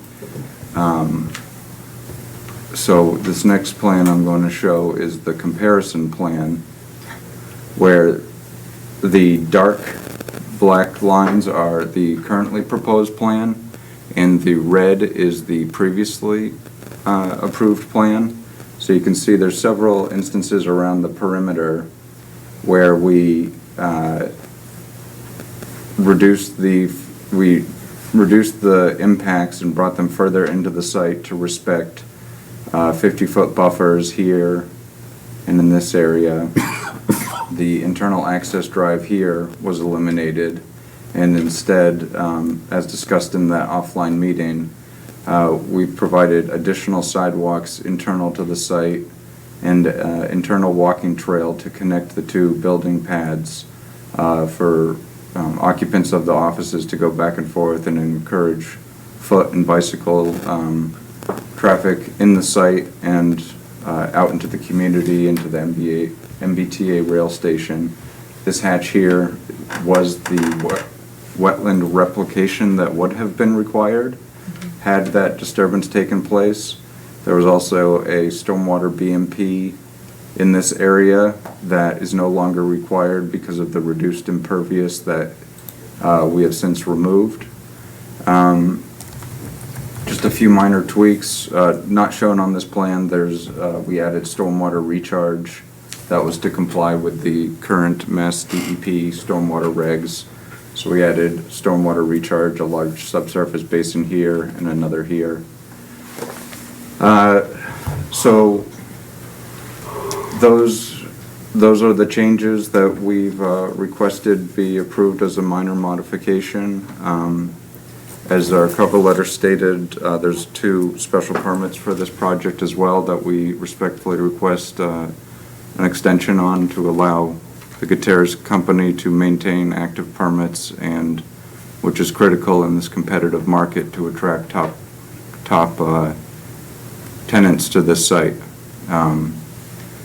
So I believe that covers everything. All right, thank you. Thank you. Comments from the board? I'm trying to find, I tried to look at it on Google. Is it, your address shows at the end of Taylor Street. Where is this exactly off of? So Foster Street is right here. I just can't see it. That's Foster? That's Foster. It's where that sign is, right at the end of Foster Street where you're for sale. If you were to go straight through that sign, you'd be on 20 their years. property. Yeah, if you go straight through that sign, you'd be here, which is next to building 3. If you cross the wetland, which you're not supposed to do, then you'd be back at building 3. There's no buildings there. It's completely undeveloped right now. It's all wooded. Oh, okay, I got it. Right, all right, now I That's got where it. you're getting Because I thought you, all right, go ahead, keep going, sorry. Oh, that's it. It used to be an orchard long ago. There might be several old foundations in the woods. We've since learned from people familiar with the area, but it's undeveloped right now. This is the property that has the transfer of development rights done to it. 20 years ago, when this was proposed, they needed more open space, so they bought land, attached it to their, in the back and over to the side, and they transferred the development rights to this. So that was one of the early ones. They've had a permit for 20 years, 18 years, whatever. We keep renewing it so that they can eventually, hopefully build this or something similar. They've done all the engineering, drainage, they're just asking for an extension, and this change was actually asked by Conservation, and Maren and I went to it, and this made the most sense, just get rid of the road completely. It was an internal access way, they could still come and go. It was just that people wanted to go between buildings. You may still put a walking trail in there, so people were gonna try to walk, if it's, make it easier to walk Yes. internally. So we've added some additional sidewalks here. And then this is an ADA accessible path, max 5% grade stone dust walkway that we've reviewed with the commission, and Green International has peer reviewed this in conservation too as well. So you can walk it, you just can't drive it now, that's all. Exactly. Okay. Delisa? Say renew it.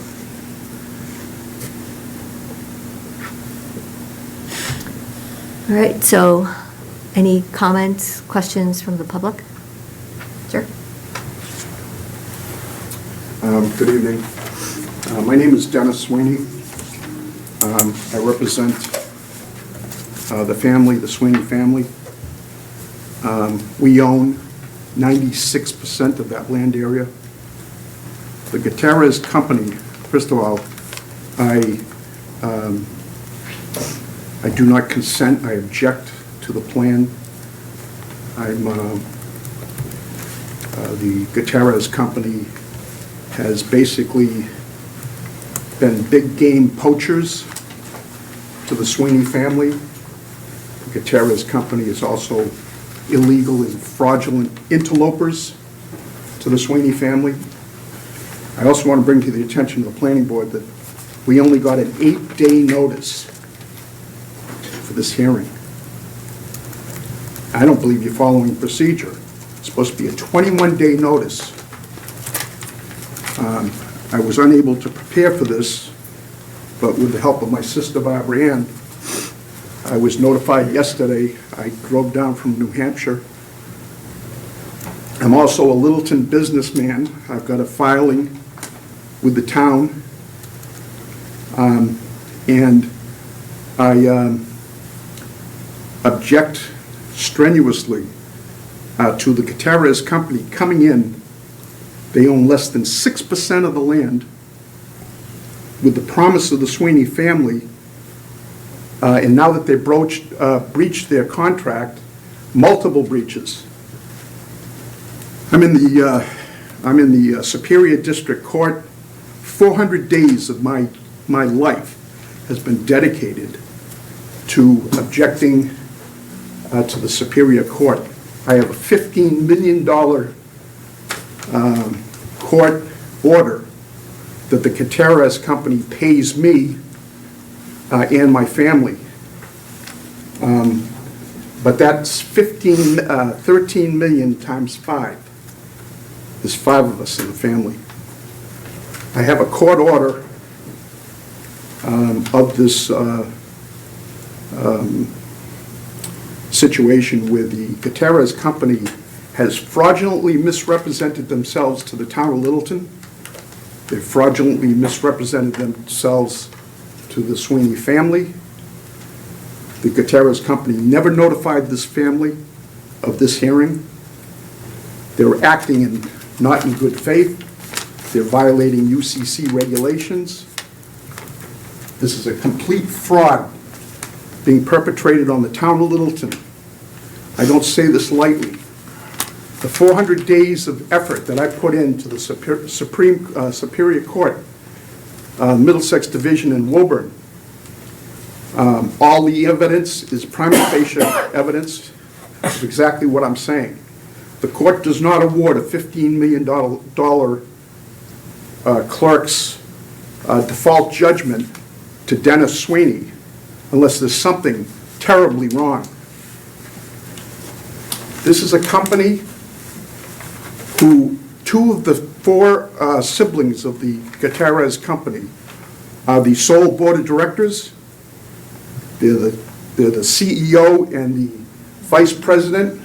The CEO is Arthur J. Gutierrez Jr.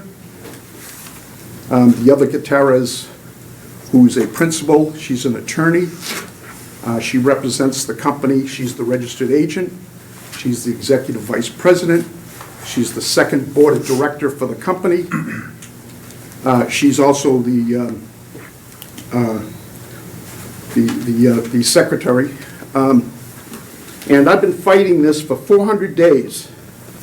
They now got themselves involved with, they got a chief administrative judge of the Superior Court. His name is Bruce R. Henry. He's created treason, sedition. He's violated my constitutional rights of due process. They violated my rights to substantive rights of due process. He made a judgment. He overruled the rule of law. I'm in the process right now of bringing him to task. I requested his oath of office. He hid like a coward, refuses to give me his oath of office, and I'm holding this planning board. I accept your oaths of office, and I'm holding you personally responsible for any decision you make that would further corrupt the process that's going on right now. What I would ask the planning board respectfully is to require the Gutierrez Company to submit to the board a verified affidavit stating that they have interest in this property, legal interest in this property, which I know they cannot do. But I would request the board do this, so we don't carry on this absolute fraud, and it's continued, and they're less than 6% of the land ownership, and they're walking around like they're a controlling interest. They're a very successful real estate development and management company. They've hired the most exclusive law firm in Boston that has been recognized 8 years in a row for the best lawyers by the U.S. World Report. Their attorney is a superstar, they call him, I call him a superstar, but the lawyer is a super lawyer and rising star. Mr. Sweeney. She's 1% of the legal fraternity in Boston of 18,000 lawyers. Mr. Sweeney, we have your ask. Do you have anything else that you would like to ask of us? Well, I'm just trying to lay the landscape here of what's before the town and what's before the planning board. Thank you. Okay? And so I'm anxiously awaiting, and I reject this plan. I represent 80% of the Sweeney family that owns 96% of the land area, and I reject this plan outright. I don't want to see anything happen until the Gutierrez company leaves the scene. They've breached and broken all the contracts with the Sweeney family. We're in the process of it in the court, but I would like them to produce an affidavit to tell the town and tell the Littleton taxpayers and citizens of this town that they illegally represent an interest in this property, which they do not. Thank you. So noted, thank you. Thank you. Any history to Mr. It's, Sweeney like I said, it's been going on for 20 years. They've had, unless somebody shows us otherwise, they have the right to extend these permits. The permits are in their name. We haven't been told that they don't own the property. Unless somebody can send us something from a judge or something that tells us that they have no rights to that property, we have to extend them the, I move that we extend the permits that are in place. I'm not comfortable doing that, extending the permits. I mean, given what we just heard, now I question who owns the majority of the property. I think the burden of proof goes with Mr. Sweeney. He has to come in here with a letter that says. But until we have that, I'm not comfortable extending any permits. I'm just speaking for myself. Mr. Portante? Yeah, I think there's a burden of proof on the accuser, so there's no evidence submitted to this board, is there? Do we have any documentation? Do we have any reason to believe that the applicant doesn't control the property? No. Do you want to wait a month then? Continue it for 1 month, and if Mr. Sweeney can give us something that court says that you don't have control of it, we're good? Or you give us an affidavit saying that you do own it. That's what I would prefer. I mean, I think we definitely need proof now. This raises some questions. I would recommend I'll run the question by town council Yeah. and get his recommendation Yeah. on Yes. how to close the matter. Yep. I would say the burden of proof is with Mr. Sweeney. They have the permits. They've spent the money to do it. Let's run it by town council and, okay? All right. So thank you for coming in this evening, and So is that the final verdict, that, do we need to produce anything, or is burden of proof? We're Getting a going head to nod speak to and- our attorney. Let me talk to town council and see what his recommendation is, and then I'll share that with you. As far as the play goes and everything else, you're fine from that standpoint. It's just, I just want to make You sure. own it. Personally, I do. Do you have the Yeah. right to request the Yeah, Right. extension? yeah, exactly. That's all. so any further comments, gentlemen? No. Okay, so for 225 Taylor Street, we will consult with town council and be in contact. And so with that said, we'll continue this hearing. Do we want to set that for February 10th. February 10th as well? 10th. What time do we want to start meeting that evening? It's looking like we need to start it earlier, doesn't it? To Monday? It's a Monday. Do you have a time preference? Preference, I mean, We can start at 6:30. We do 6:30? We'll start at 6 if you have to. Well, I want to start at 6. Well, 6:30. That sounds good. All right, thank you. So, you want this at 6:30? Yes. Okay, so continue to Monday, February 10th, in the community meeting room of the Littleton Fire Department at 20 Foster Street. That's a Monday night, not our usual Thursday. Okay. Yes. Okay. Do we need a motion for that? Doesn't hurt. I'll make a motion that we continue the public hearing until Monday, February 10th at 6:30, sometime after 6:30. I'll second it. all right. It's good. Excuse me?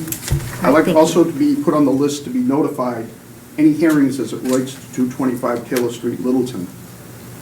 Wait a minute. If you file a request with town clerk, Okay? please. And reference this, 225 Taylor Street, any and all information, hearings, that sort of thing. Town clerk will be able to walk you through exactly what that, when you file with her, what that does. I'm not familiar with it. Okay, I'll do that. Yeah. Thank you.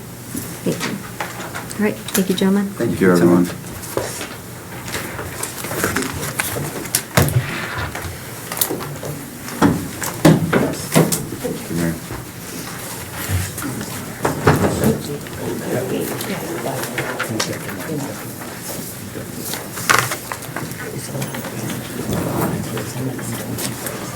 All right, so next up is the consolidated public hearing for 151 Taylor Street, which was opened at 8 PM. Good evening. What is? I'd love nothing more than to use that. I'm not sure I have the right force though. HTML? I'm so high-tech, I'm near to safe. Can you run it for us? Yeah. We have to charge for that, don't we? Sure, that's fine. The cost being zero. What? The cost being zero. No, he's already paid for the privilege, I think. So, Gentlemen, when you get situated, if you would mind giving us your names? yeah, why don't I start, and while we're getting situated, just to kind of move it along for you. My name is Larry Beals, and I'm with Beals Associates, and I'll be making most of the presentation. With me tonight is Matt Costa from our office. That's an engineer that's intimately familiar with all the details of this project. And Todd Morey from our office is the vice president, and he's the professional engineer responsible for the design of the project. On the ownership side is Owen Hall. Northbridge is the owner of this property, recently acquired it. And we have a traffic consultant with us, Doug Halpert, who will be speaking tonight. Our famous attorney is Dan Holmes, whom I'm sure you know is here with us tonight. And David Ruffleyard is with us, who is a project manager with the contractor, the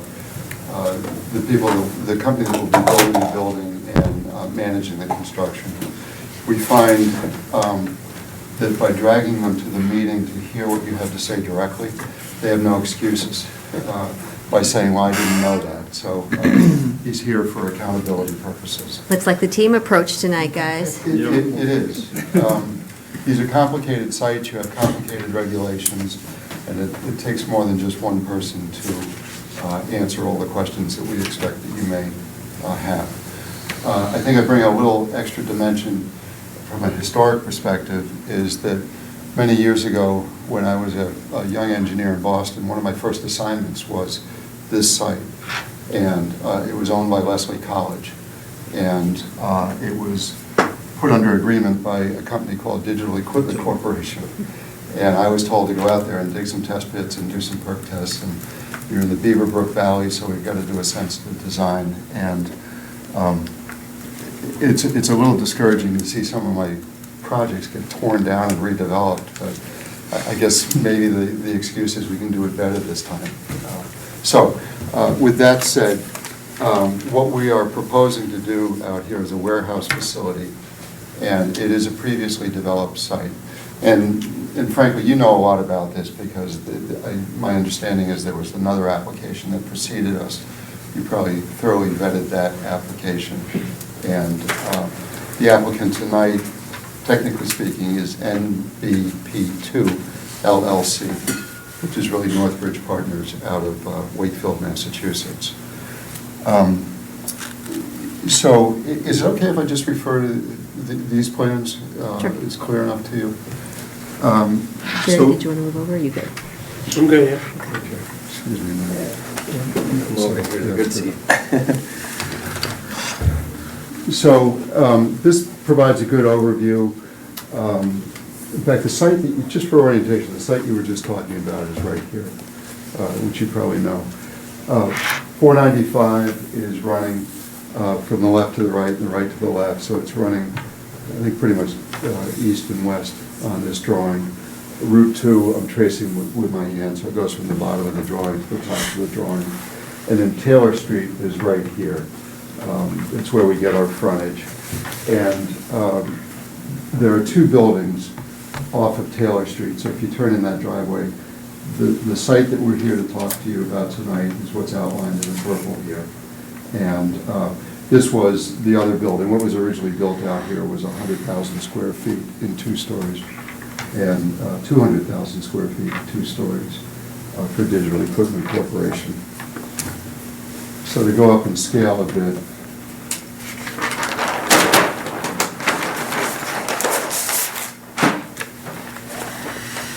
under the existing conditions, we've gone up to 1 inch equals 80 feet. So you can see the off-ramps and the clover leaves from Route 2 and 495 Taylor Street. The site that we're talking about is this site. And there's some reason behind the coloring on this. This is the coloring that the Conservation Commission has requested, that we have to identify the existing tree line, the edge of the vegetated wetlands, and the buffer zones associated with that. So, as you're probably familiar with, there's a big wetland system down here associated with the Beaver Brook Valley, with Beaver Brook. And there are other wetlands that extend up much closer to the property, which are more wooded swamps and smaller wetland systems, but they are significant because there are some vernal pools in this area as well. So this is all upland, and then a lot of this forms the boundary of the bordering vegetated wetlands. And a lot of our design is driven by that because the Conservation Commission has 50-foot no disturb zones, and stormwater management is particularly important when you're in areas like this that are close to water resources.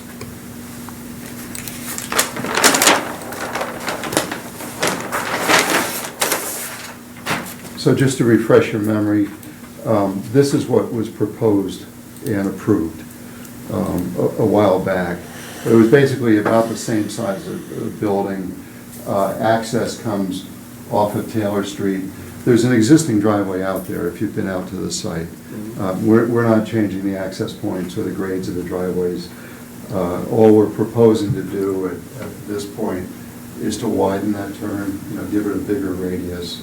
What we noticed is, looking at tire tracks out there, is tractor trailers coming down that road will tend to, if you're coming down Taylor Street trying to take a right, they either run over the curb there, or to make that turn, they tend to veer out a little bit into the other lane and make it. So we think that makes a lot of sense.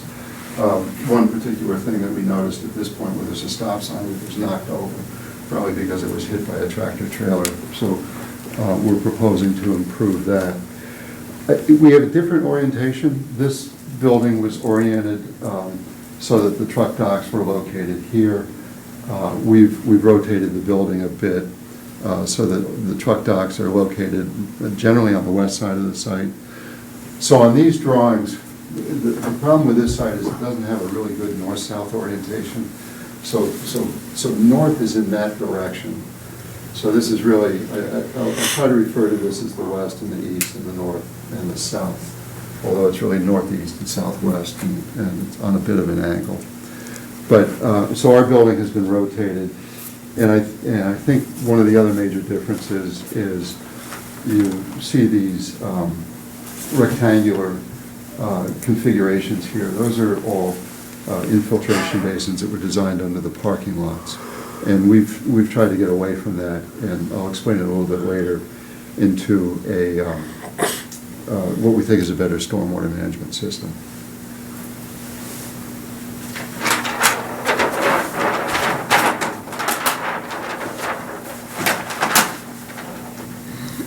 So, same drawing as we were looking at, it just goes up into scale a bit. This is the curb widening for the entrance trucks. This is the main driveway onto the property. We have all vehicle parking located on the east side of the building, automobile parking on the north side of the building. And then this southwestern face is a combination of automobile parking in these locations and truck docks. So where the striping is longer and running in this direction, those are the truck docks into the building.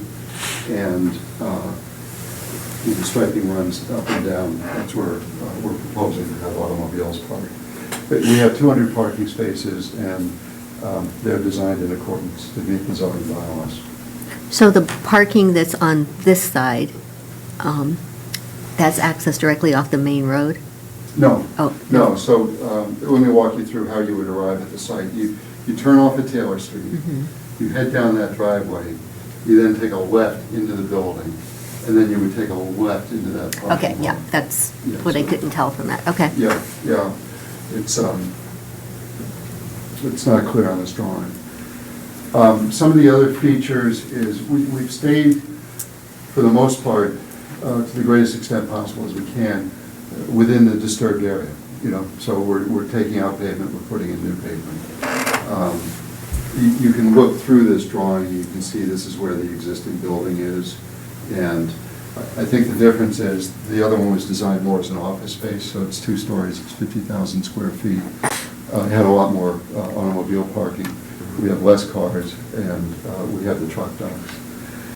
And as I said, we're intent on improving the stormwater management system, and that's all in this particular area. And our design philosophy, we much prefer open systems for a couple of reasons. The stormwater gets exposed to air and light and vegetation, and it is cleansed better than if it's just transported into the ground quickly. The other benefit is you can tell whether it's working or not. So if you've got a bunch of vaults under a paved surface and something fails, it's not obvious until the parking lot begins to flood. And you may think this is somewhat of a unusual design, but there's a real purpose here, and it segregates the stormwater from the building. So all of the roof runoff that is collected from the roof, DEP generally views that as clean runoff, and it is. These are clean roofs.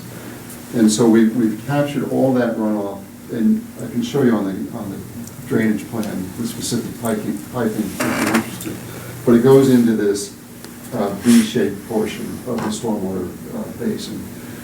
And then all of the parking lot runoff is collected separately. It's run through storm scepters and stormwater management devices to remove the suspended solids and the oils and grease. And then that's discharged into this triangular piece. And this is designed as a completely infiltrative system. I'm flipping through my notes here just so I can make sure that I give you the right numbers. So the drainage system in particular is separated into two different distinct basins. And the infiltration basin is sized to accommodate a 100-year storm event with zero discharge. Now we can achieve that because the soils are highly permeable out there. We're down in that Beaver Brook valley, and it's all deep sand and gravel. And we were recently out here, we dug some test pits to see where the water table was and what the infiltration rates were and what the soil carried. And it looked like sugar that we were digging out of the ground. It was a white sand. If you put a pair of skis on, it stood on that, somebody would think you were on a ski slope. This is one of those sites that has the perfect soils for infiltration, so why not take advantage of it? And as I said earlier, all the site drainage is pre-treated prior to the discharge to the basins. We've run calculations because we're making a filing with the Conservation Commission, and we meet all of the DEP water quality goals and the stormwater management requirements. We are landscaping this, and what doesn't really stand out in this is that it'll be heavily planted, and we're incorporating all native trees and shrubs. Seems to make sense to use native trees and shrubs. And we're going to plant 54 trees throughout the site, including a mix of red maples and sugar maples, white oaks, pin oaks, balsam firs, red cedar, and white spruce. This is all in the application that we submitted. And then we've got a variety of shrubs proposed, and those are used primarily to create that visual obstruction to the buffer zone and to enhance that edge habitat and to create some wildlife benefit. And those shrubs include winterberry, sweet fern, viburnum, rhododendron, and sweet gale, if you're interested. Yeah. I think the Conservation Commission would be more interested perhaps. Utilities, we're putting a new 8-inch main on the site, 6 hydrants. Fire and domestic will be tapped from on-site main, and the building sprinkler room is on the east side of the building, so it's on the east side. We've had the benefit of meeting with the town staff and looking at this plan, and we've reviewed it with the fire chief. He's given us the turning radii of all his trucks, or his biggest truck, and we've run it through to his satisfaction. The prior design had a lot of disturbance and some sort of road system up here, I think, that was designed for fire protection.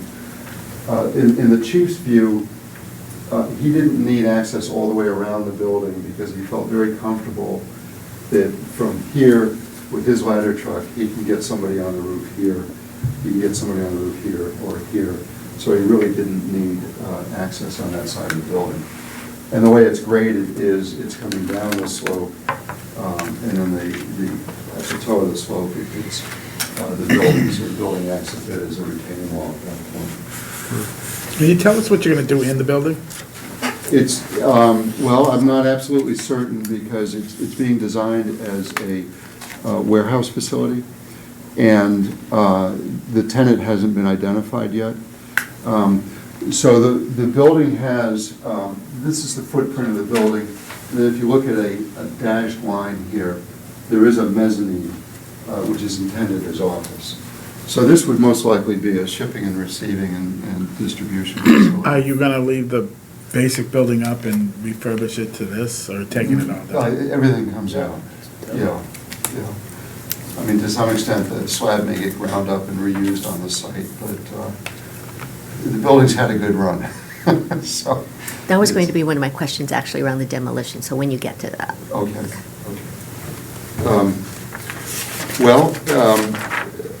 Fortunately for you, I seem to be running out of specific details. I think it might be worthwhile to have a discussion on traffic. Would that be helpful? Okay. Would you like to tell them what you know about traffic?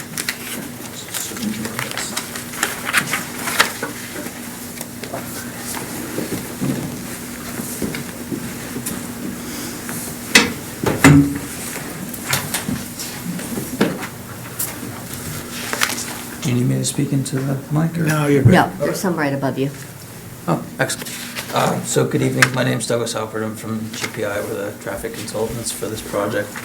So we've submitted and issued our traffic impact and access study on December 2019. And this is our study area with 4 intersections along Taylor Street, and going from north to south, we have the 2 ramps at Route 2, the site driveway, and then the southerly intersection at Foster Street. For our study, we collected traffic volumes in October of 2019, which was when school was in session. We reviewed count stations from Mass DOT in the area and found that the October volumes are higher than the average month conditions, so therefore we left them unadjusted to be conservative. As part of our analysis for the overall study, we also looked at safety and reviewed collision data from the Mass DOT crash portal. And for the latest 3 years, all the study area intersections had less than 1 collision per year on average. So no significant collision trends through this area for those. We also reviewed the site distances for the intersections in our study area. The site driveway meets and exceeds all sight lines with the minimum and desirable for the stopping site distance and intersection site distance. We noted on the internal site driveway, which is under this note here, that there's a slight restriction at this time due to overgrown vegetation, but with the clearing of that overgrown vegetation, we can meet the AASHTO minimum requirements very easily. For our analyses, we looked at the existing 2019 and also grew out the volumes to a 7-year design horizon, so that would be a 2026 future year, which is consistent with Mass DOT standards. We took note of studies in the area that used a 0.5% growth rate, such as the Durkee Farms development, which is off Foster Street that way. So to be conservative, we used a 1% growth rate compounded annually on top of the applying directly the traffic from the Durkee Farms development and the proposed MBTA commuter rail expansion parking lot. Excuse me. The trip generation for our site was done using the Institute of Transportation Engineers trip generation manual, which is the industry standard for the uses of warehouse and office, as was stated before, and found that that 85 trips entering and exiting the site is anticipated to occur during the weekday AM peak hour, and 65 trips entering and exiting will occur during the weekday PM peak hour. The trips were distributed throughout the site using U.S. Census data for employees of Littleton, and the distributed trips represent, on average, 1 additional vehicle approximately every 4 to 20 minutes, depending on the direction and peak hours that we're discussing. And then finally, our capacity and queue analyses that we did for our study area intersections, we found that all movements of all intersections will operate at a level of service D or better under all analysis conditions, so that includes your 2026 build, which is considered an acceptable level of service. The additional traffic generated by the project of those trips that I mentioned is not expected to increase the delay on any given movement by more than 4 seconds, or increase the queues on any movement by more than 1 vehicle on any approach. So based on our analyses, we've concluded that there are no significant safety issues associated with the project at any of the study area intersections, and that there's no required specific mitigation as far as the traffic analyses are concerned. We recognize that there is going to be a peer review study that we don't have at this time, but if you have any questions regarding anything that I've just said, please feel free to ask me. It's good to have the updated traffic information. Thank you.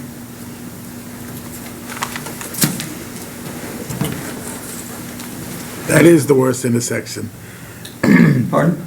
Getting on to 495 is, if you listen to the radio, Littleton has an accident there like every day, but it's not gonna affect where you're coming and going, but that is, Let's talk about on the highway. on the highway, it's horrible. Yeah, if you listen to the radio, it's there all the Is the time. 495 Route 2 cross? Yeah, it's there all the time, but it's not gonna, there's nothing you can do about it. It's just such a short distance to get to it.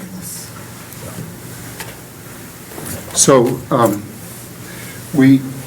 actually, it's a combined hearing, so we have filed for 3 special permits. And I could run through all those criteria, but I think this might be an opportune time perhaps to see if anybody has any questions, or if there's anything I can clarify, or if there's anything I didn't explain adequately, I'd be happy to do that. Any questions so far? No?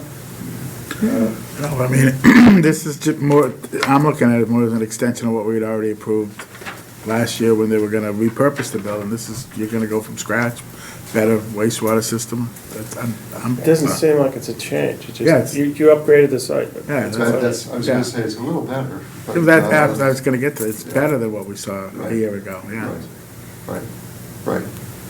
I had a question on the elevations, so whenever you can get to that, just in terms of what are you planning for the outside? Very good. So, let me work through the rest of these drawings. So, these are the septic systems, and it's a big building, but it's a small population, highly permeable soil. We have dug test pits in each one of those locations. The water table is down about 8 or 9 feet. It's highly permeable. It's perfect for a septic system. And you cut the volume in half too, right? You went from 6 to 3. For the size of the system, 6 to 3,000, right? Yes. So it's less. Yes.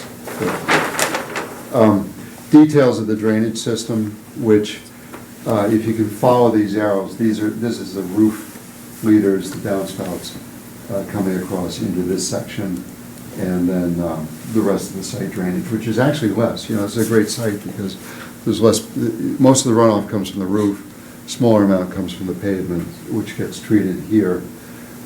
These are simply emergency overflows because once we hit the 100-year storm, because they're very granular soils, they have to be protected and armored in case we get that 110-year storm event. And this also illustrates the grading so that we're pretty much at the same elevation as everything out there. There's no point in changing that. So this is the uphill side where Monarch Drive is, sloped down to the building. It's flat across this site, and then this is where it pitches back down to the wetlands. Is the top of the building still below the sight line off the road? Yeah, we're shorter than that. We're shorter, right? Yeah. So this is an elevation. So we're coming onto the site. We've come off of Taylor Street. We've driven down the driveway. We've taken a left into the facility, and you can see the tractor trailer going to the other side of the building to go to the truck docks. And then this is essentially, I guess, the front of the building where if there's an office component or employee entrance, it'll be on that side. That's a perspective of it.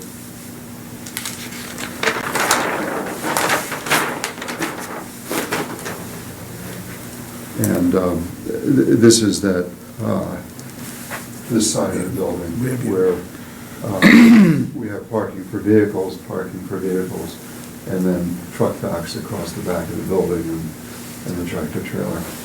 And part of this configuration is so a truck can come in, pull in here, back into the truck dock, and then go out. Elevations of the building. So it's gonna look just like the Potpourri building down by the distribution center. Pretty much identical. Yeah, I think you're right, yeah. Same drainage plan too.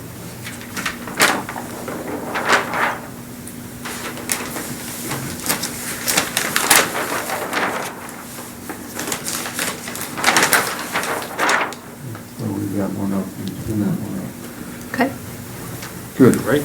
so, any other comments on this? We're good. Okay, all right. Do you have anything more? Sure, I have like 10 more pages. Well, no, anything more that you wanted to. Would you like to hear more about the soils? Actually, I'd like to hear more about the plans for the demolition of the existing building. Okay. Have we done a demo plan yet? I'll speak to that a little bit. Todd Morey, Field Associates. So we, in our plan set, we did include just a generalized demolition plan that shows site demolition. We're going to ground up the pavement and the building. We've gone through, we've had a hazardous materials assessment done. As you can imagine, a building of that age, there were some spots up on the roof, there was some equipment on there that has to be dealt with. So when the demolition contractor comes in, they're gonna have to deal with those things. The building will be demolished right down to the ground, foundations taken out, slabs taken out. If those slabs can be pulverized and used as, and mixed as part of the base and sub-base gravels underneath the future parking lots, we're gonna do that. But we've gotta get the building down first. And I think part of my question about the demolition, given the fact that it's so close to the wetlands, how does that really stay contained so as to not affect? Generally, what they'll do is they'll set up, they'll put perimeter areas right around here, and the building will almost fold into itself. So it's an implosion? Yeah, they won't, I don't think they even use explosives for something like this. It'll, Story. yeah, it'll come down Yeah. piece by piece. Okay. There won't be any, Okay.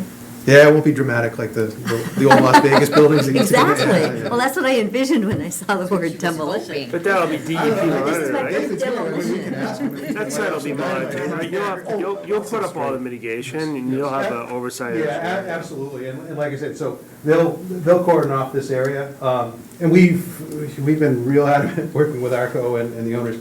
You've also got that 50-foot no disturb zone right there, so this whole side is extraordinarily sensitive, not only in the existing building, but our site plans as well, so. You have to get a permit, right, DEP permit for that, For, when you do the demo? they. you need one? No, I don't think so. You don't think so? No. We see a head yes? No, I'm just saying it's a notification. Oh, it's a notification, okay, thank you. Yeah, because of the materials that are. Right. So I think that the demolition we expect is only gonna take, is like two to 3 weeks, correct? Yep, yeah, most max. Yeah, 2 to 3 weeks to take it down and get it out of there. So it'll go pretty quick. All right, thank you for explaining. So we have any other questions from the board? Comments from the public? Sure. Don McIver, 403 Foster Street, former digital employee, I think this is DXC stockholder, also president of Littleton Conservation Trust. Sort of concerned about some of the wetlands, and I know there's been concern about people looking at the various owners along Beaver Brook. My Conservation Trust is one of those. Sudbury Valley Trustees is another. We've looked at some of this property. We would probably like to talk to you about doing a conservation restriction on some of those wetlands, or even gifting, excuse me, some of that property to some public entity. It's all part of the Beaver Brook watershed, which is upstream of our drinking water well at Whitcomb Field. So I just thought I'd raise those issues, and perhaps if I get a card from you, we can talk later about that. Sure. Yeah, I think this site is such that it would never expand more than what is already out there. The risk that we run with a conservation restriction or gifting some of that land is it then becomes a non-conforming lot potentially. So to the extent that we can work something out, we're happy to do that. I'll get you a card before. Great, thank you. Thank you. Mr. Yeah, Dennis Sweeney, was a longtime resident of town of Littleton. I'd like to know what the dimension of that building is. Length and width? Yes. Okay.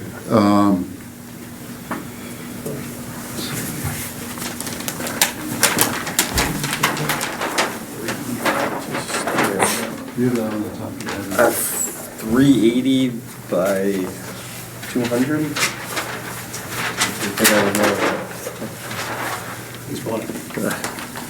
So we'll get you that number. Well, my question as it relates to the square footage of the building is, it's always been my understanding, and I've been doing I did a research of all the industrial commercial properties from Westford all the way to Marlboro, back in, well, many years ago, actually. And the regulation of the town in the industrial A zone, as I recall, was a 20% footprint. This building looks like an enormous square footage increase to what exists on the property today. And so I would like to bring to the planning board's attention is that if this building is going to take advantage of a square footage which is going to be increasing the 20% footprint, then I think whatever is allowed in that site should be allowed on the Sweeney site of 225 Taylor Street. I'm all set with doing whatever the planning board thinks is the best plan for the town. But I'm not interested in seeing a company come in and gets any kind of special privilege, a disproportionate privilege to any other site that's in Littleton.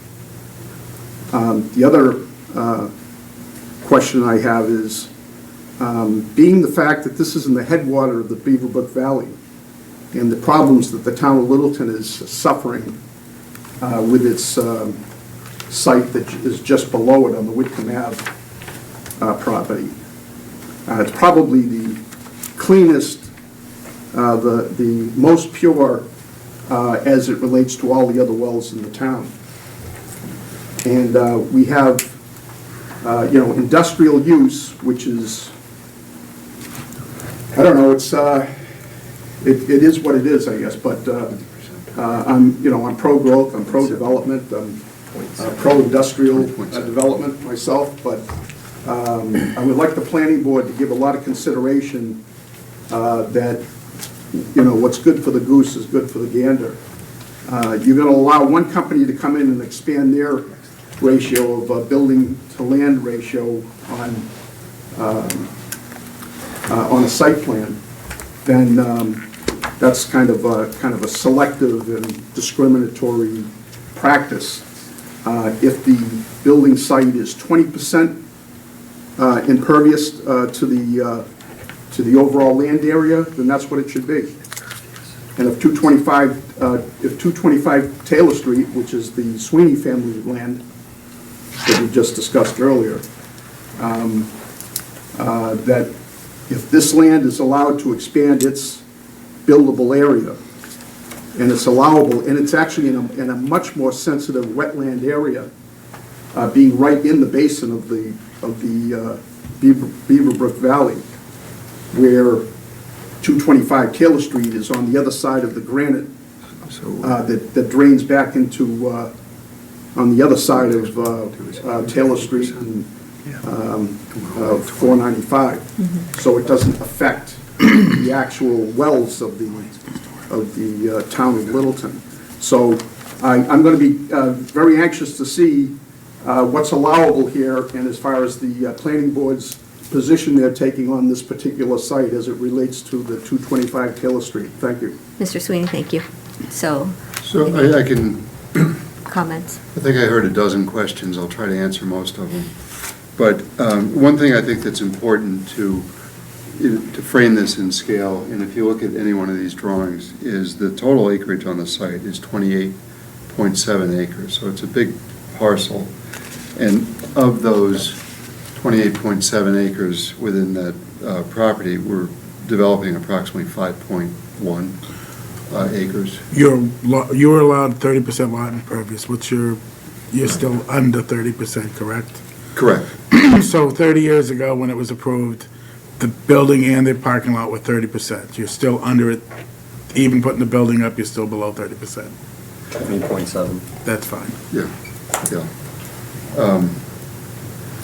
And the dimensions of the building, it's 300 by 486 feet. Yeah, that's right. And what's out there currently is 100,000 square feet. What was previously approved was about what we're at. Do you have a number on what was previously approved? 144,000. Yeah, it's 144,000. We're talking about the 144.6, right? You're Right. 420 by 360. Is that right? 350 or 60? That was a prior approval. That was a prior approval? Yeah. But you're well within the footprint. Yes. You're less than 30%, which is what our bylaw says, 30% or less. You're less than that. There's monitoring on that property now. There'll be monitoring when you're done. You're fine. Yeah.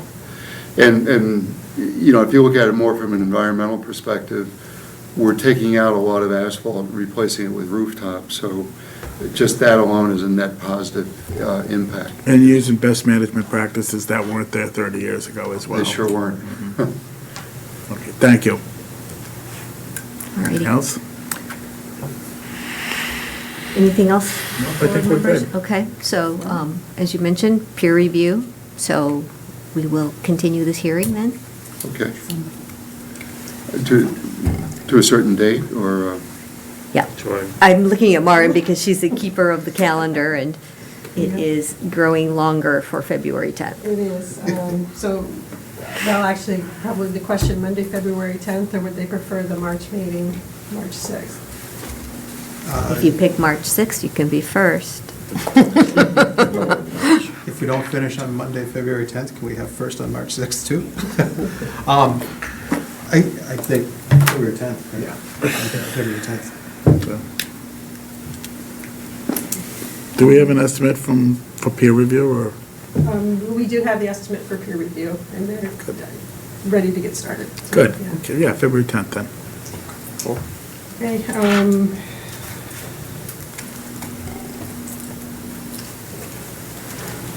To be determined. we've got the 6:30, got 7 o'clock, got an 8 o'clock. I've got 2 applications coming in, one's the library, one's the light and water department. You guys have to commute. Would you like 8 o'clock? Would 8 o'clock be better for you? Whatever's good for the board's good for us. Well, I thought we already had something at 8. What's the latest we're willing to book?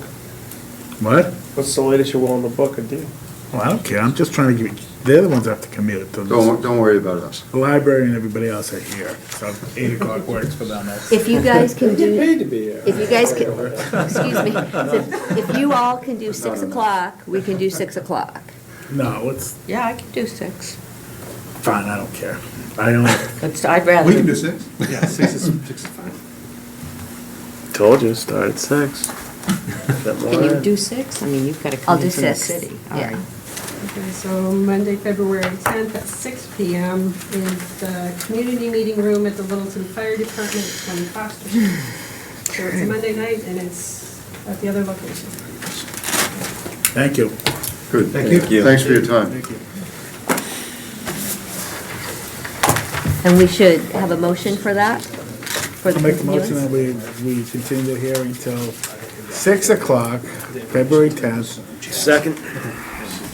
Motion has been made. All those in favor? Aye. Aye. Thank you very much. Thank you. Done yet? Do you want to keep that? Do you want to post one that several of them weren't showing up? Oh. If it was that, or. Oh, the file size, I think, was too large. Between now and the Yeah. next meeting, I'll come back to it each tomorrow. So Yeah. Yeah. I should have reduced it. Okay. Thank you very much. Thank you. The home's at Croft Common.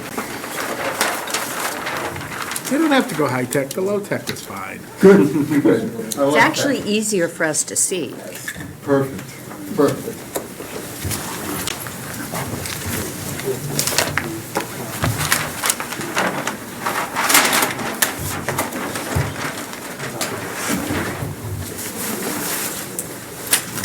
So the next item on our agenda is 93 Foster Street. Do we have a representative from that development?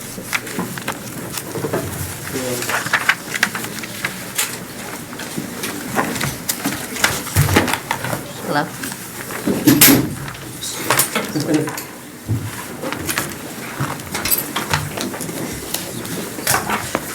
Hello, everyone. My name is Dan Carr from Stamsky McNary.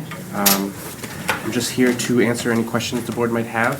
We're hoping to get the definitive subdivision plans signed by the planning. I believe Maren has copies of the covenants and the open space deeds and the HOA, and they have all been reviewed by town council, and they're okay with that. Yeah, I can confirm that town council has reviewed and he's good with all of the documents that were provided this afternoon. So all we have to do is sign the plans. I have my pen. Let's get going then. So I just have a quick question. Sure. I noticed on the quitclaim deeds, I think the dates that are on there are still December. Is that okay that they're still December, or do those need to be changed?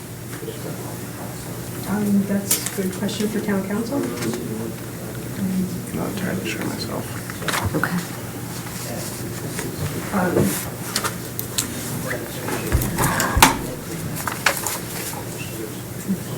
So on the deed for the open space parcels, A and B? Yeah, if you open them up. These? No, she's opening up those.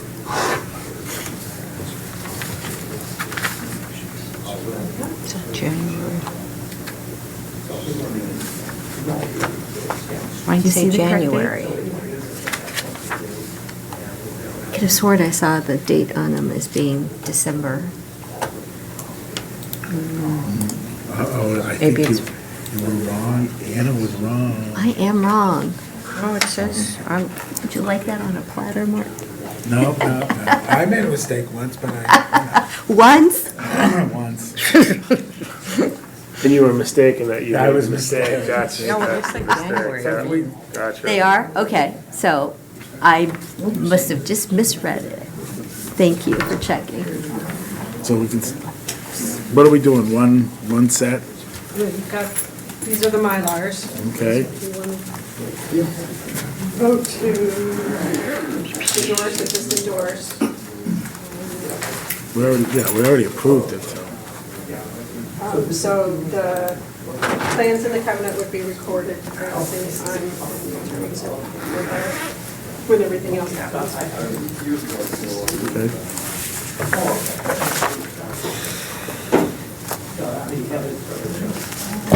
All right, that's it. Are you waiting for these? I usually take them and just so we can scan and get a copy of them. Okay, so, no. Yes, I'll no, come pick huh? them up when they're ready. Yeah. That's all right. Hope you don't have to come too far. Just, all right, thanks, guys. Thank you. Give me a call or shoot me an email. Thanks, Paul. Okay. These back ones So don't need it? the covenant, This back one as signed. Should be signature needed on every sheet. Are we signing the covenant? Or is it not ready?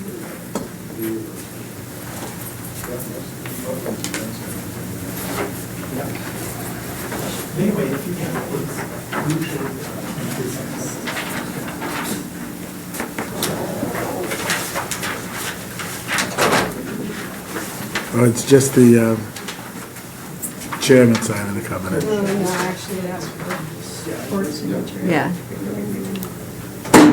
You get to put your MM on there. I write my real name. I'm like somebody who just puts some little number on it, or an E or whatever. I'm not sure if we can hard copy. Should we proceed? Well, you're printing. Yeah. Doesn't look like there's anybody here from Wickham Ave. Okay, so the very last item on the agenda for this evening is 199 Whitcomb Avenue Scenic Road Review. And here, Sudbury I always forget their name. Sudbury Valley trustees would like to be able to create an opening to their newest trail off Whitcomb Avenue. Does anybody from the board have any comments or questions? No, it made sense to me. I Sure, looks it'll like be it's fine. for the safety of the public. Yeah, I can answer any questions you want. Hold on. Yeah. Jerry, I'm sorry. Sounds great, yeah. Okay. So, I don't have any comments, so public comment? Well, actually, I Your name, I'm represent sorry. Don McIver, Littleton Conservation Trust. Thank you. I wrote the CR that sort of regulates that. Also, we have, and we also hold the CR over, and I've consulted the Sudbury Valley trustees, who is the new landowner. And basically, this is a simple opening that, for safety. And there's nothing special about these stone walls. They're not Native American origin. It's just more recent stone walls will save the stones nearby, which is usually the intent of the How big an opening, Don? about this. I wasn't planning to present. No, this, only but, this big. but it's Only about this big. far. A 4-foot openings, no problem. Yeah, and it's probably more than 2 feet, but it's really for safety. Yeah. Yeah. Made Okay. total sense. Thank you very much. Very well, Appreciate it. thank you. Good. And This is the so, most boring hearing right now, and that's great. I was telling these other people, so nice to be part of the least confrontational hearing of the evening. Well, That's- please be respectful and civil. We're trying There's to not do two hunters that. on this board anymore. Yeah. All right. So Yeah, it way to was go. left to the very end. I mean, usually you leave the hot and heavy ones towards the end. well, thank you for being here tonight. Thank you. And providing commentary. So do we need a motion for this to approve? I'll make a motion that we approve the opening in the stone wall for scenic roadway for the Wickham Ave property for Sudbury Valley trustees. Valley trustees Okay, Jerry, jump on it. Of- Second it. of up to 4 feet. All right. So we have a motion. All of those in favor? Aye. Aye. We're done. All right. Good, we're done. We don't need to. Okay, folks, thank you so much for watching, and stay tuned. We'll see you February 10th. We need a little jingle now. I know, they're gonna shut us off. So the 5 people that were watching now can't watch anymore. Bathroom. All right, where you going now? Cabin? One, you going for one?